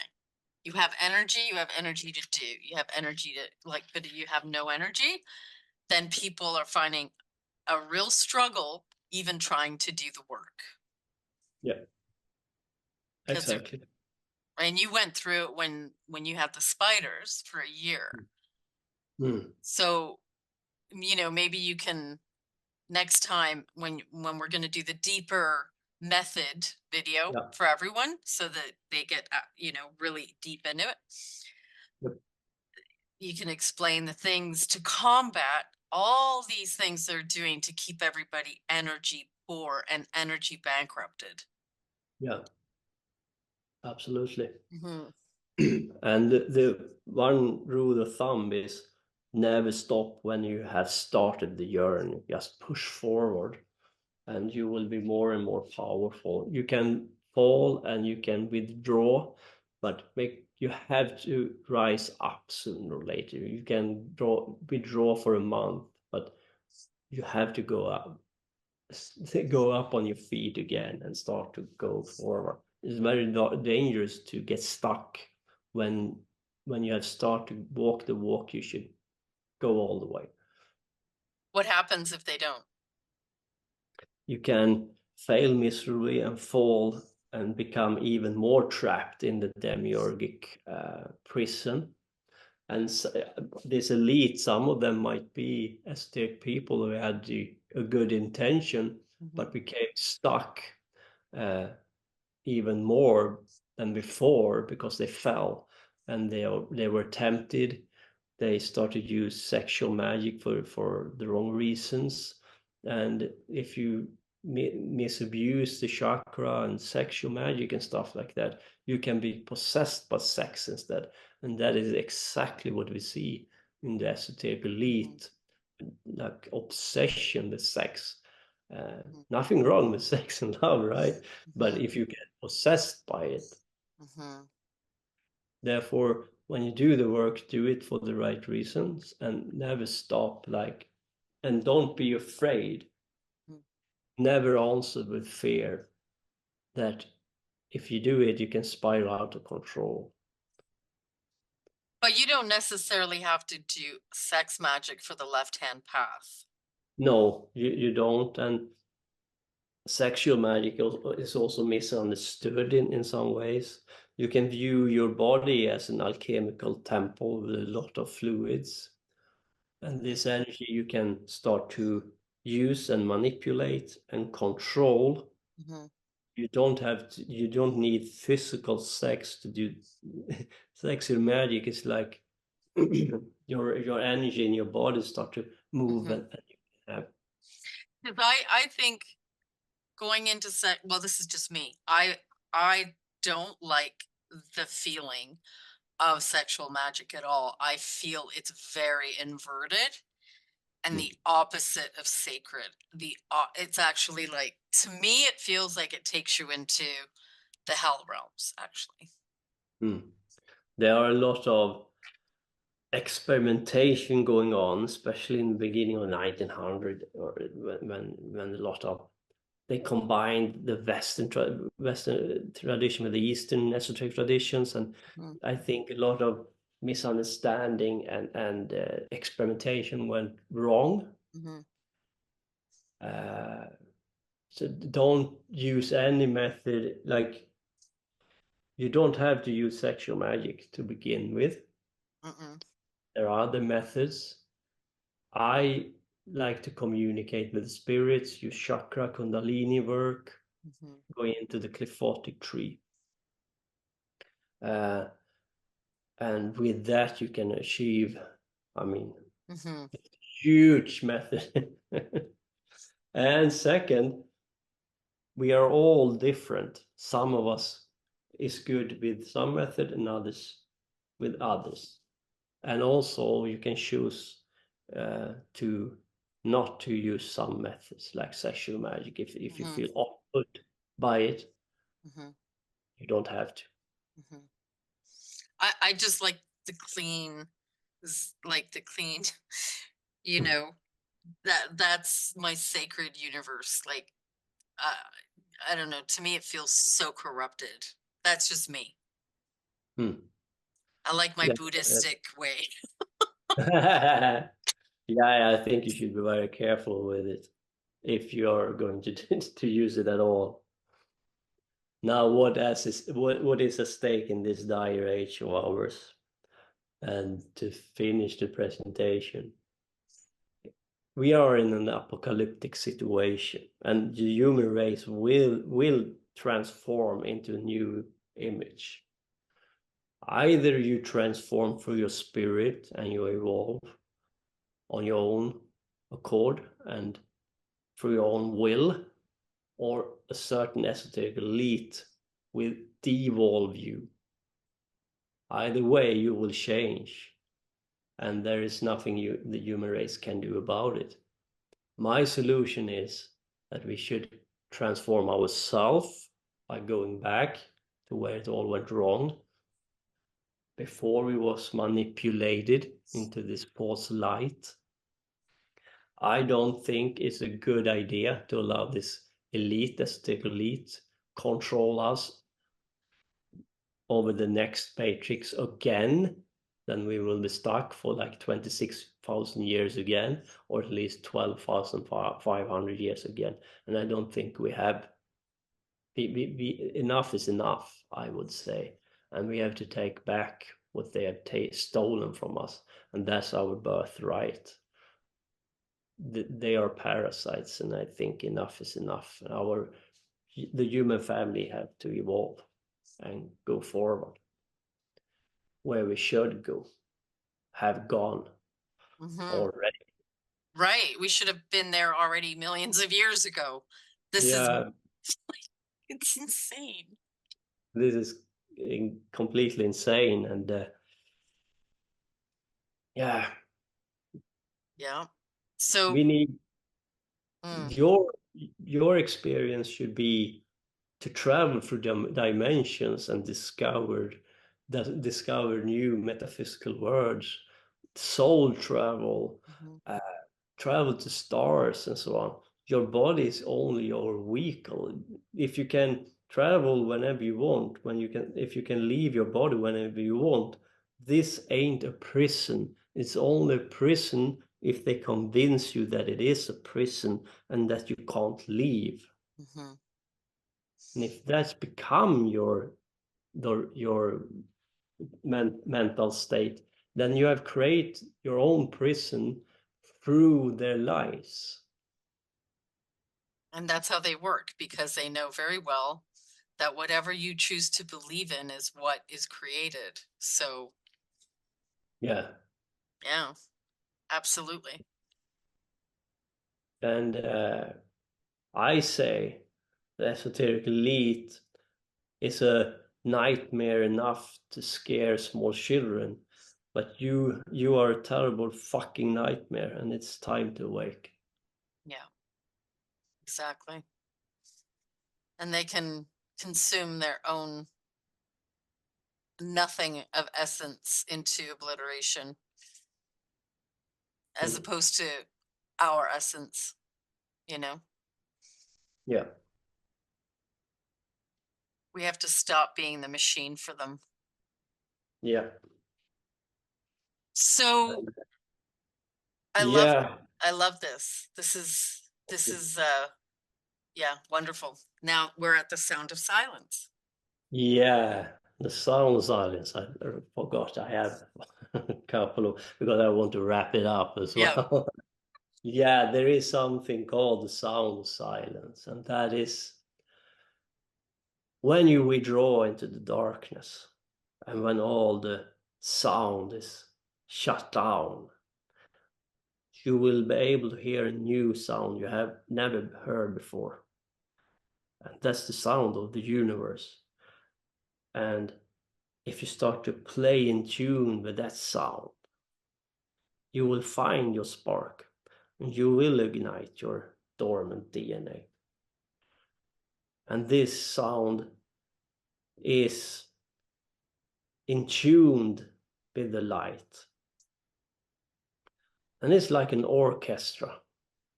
When you start to play this music, you can't be mesmerized by it, because then you just get into and play it, but rather when you hear the sound playing it, and if you can stay there in this moment, you will see gaps open up in front of you where you can go through into a higher state of being and feel a more real energy, music, vibration.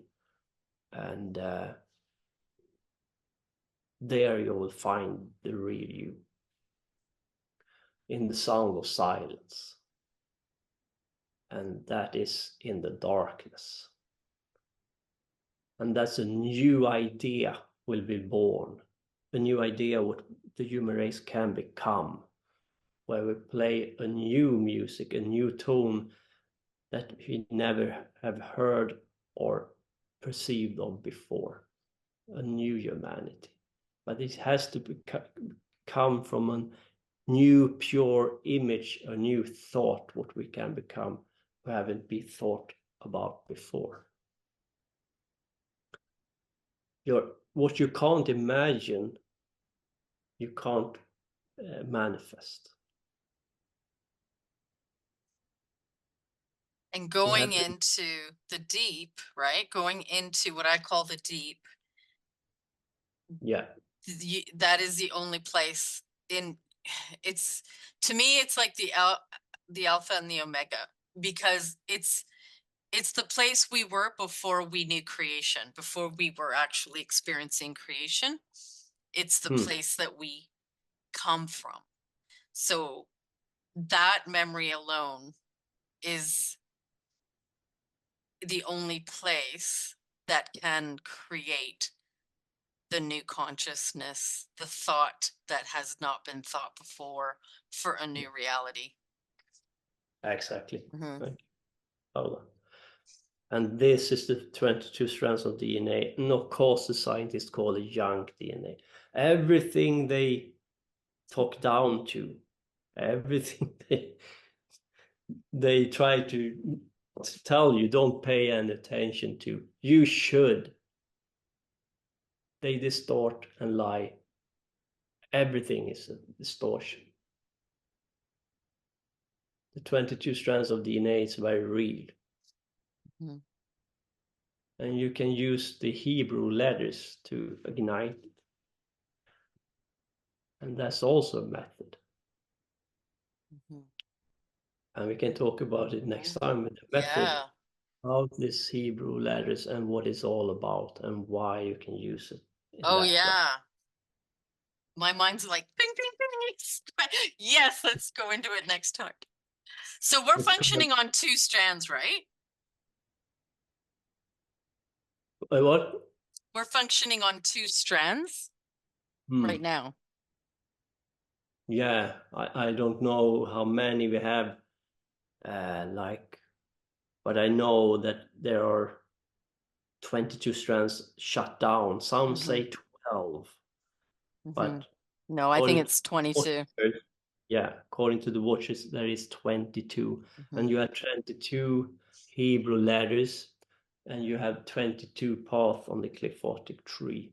And every path on the Qliphothic tree is attributed to one Hebrew letter. And you can ignite it all if you go into the darkness.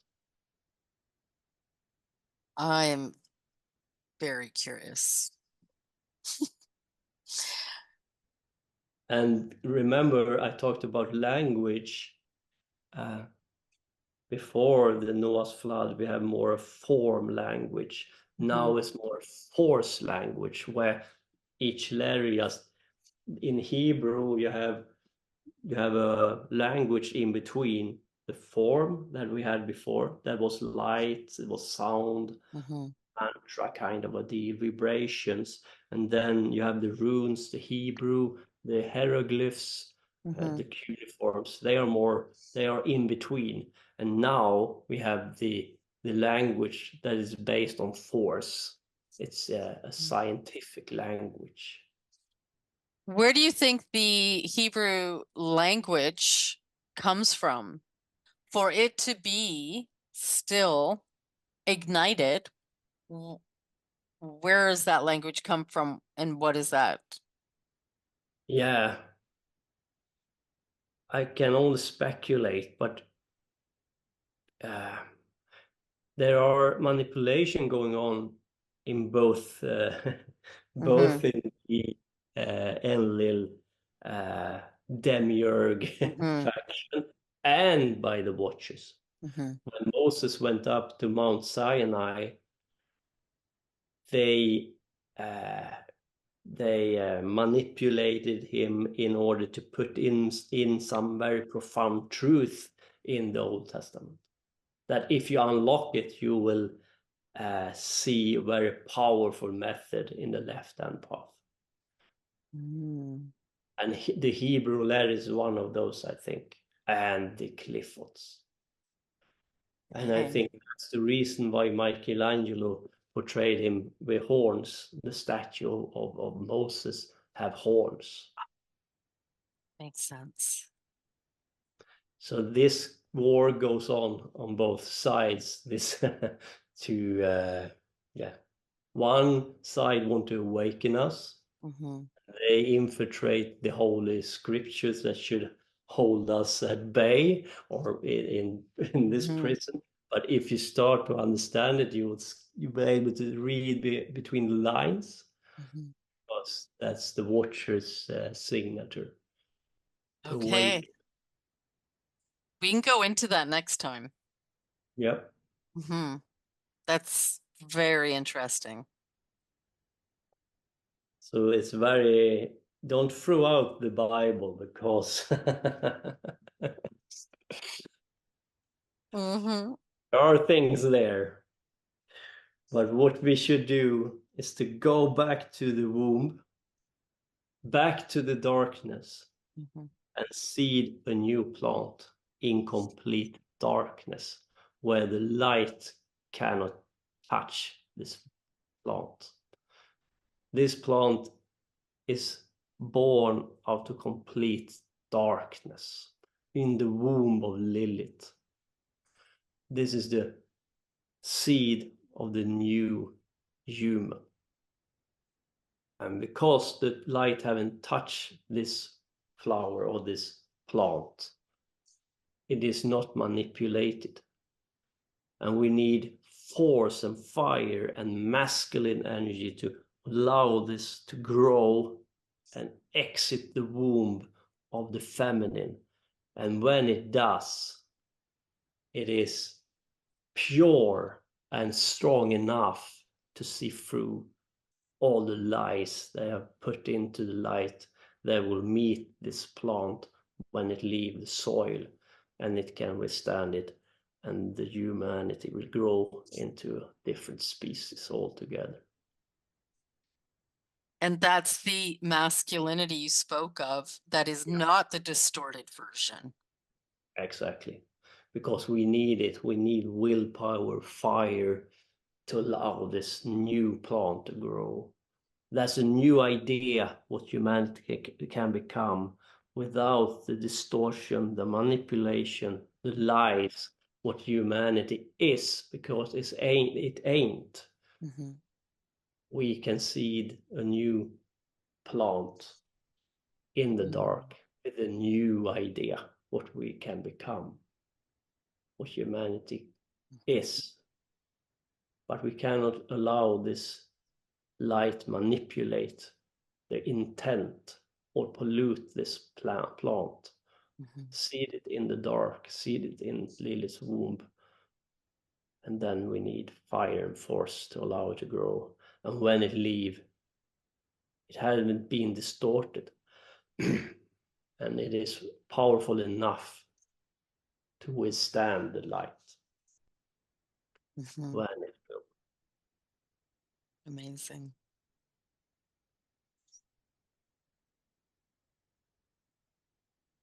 Then a new tree will break the surface, absent of light. But of course, the light will take over. But this time around, we can withstand it. And it won't corrupt. And it won't be corrupted. Exactly. Makes me think of the black sun. Yeah. We have to go there as well. And we can talk about that one as well. Was this about method? we can. Yeah. The third part can be all about method, and we can take in the black sun because Yeah. that's part of this as well. That sounds good. For sure.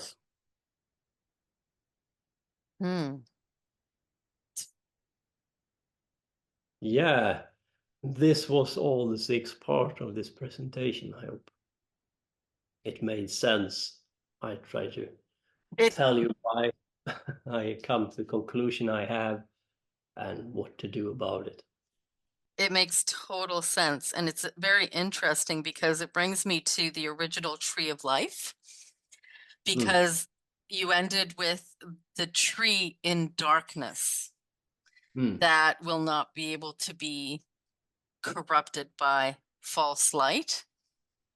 So yeah, there's just, this is brilliant the way that you're doing it to lead us into method and going deep into that. It's been brilliant. My mind is like choo choo choo. I've got so many things happening, but I'm gonna definitely leave it here because it's been 4.5 hours. You poor thing. It was brilliant. It was brilliant. Your artwork is amazing because it has a signature frequency that is very profound, and it speaks of everything you're speaking about. I just needed to say that. Thank you, Mm-hmm. Paula. And yeah, because sometimes you also miss that people is a little bit bewildered and lost. So sometimes it's good to just go step by step, and because it's important that people understand where I come from and why I come to conclude what I have come to conclude, and the method follows my worldview, of course. I think that's vital because it's really, really important for them to understand how to dispel fear and the MK Ultra techniques so that they really go into this with knowledge. So you explaining this all, I feel, is huge. And going deeper into it with the method is going to be, because the way we're doing it step by step, I think is perfect. Same. It's very important because people have a lot of questions, and I understand it. You can't just jump into stuff. And I think I have explained my position. And I will go to the left-hand path and the cliffotic tree, and I will do as much work as I can. Mm-hmm. I thank you so much, David. I know I have to let you go because I think I've exhausted you. It's like half one here in Sweden. Yeah. So I want to thank But you. have been great to be with you, Lauda, and looking forward to the next round. That sounds good. Thank you everyone for being here. And yeah, this is wonderful. I can't Take thank you care. enough, David, honestly. So I look forward to part 3, and I bid you a good night and rest well, and Yeah, that you're energized tomorrow. I'm going to send you good energy. sounds great. Take care of yourself, Lala. It's an honor to be with you.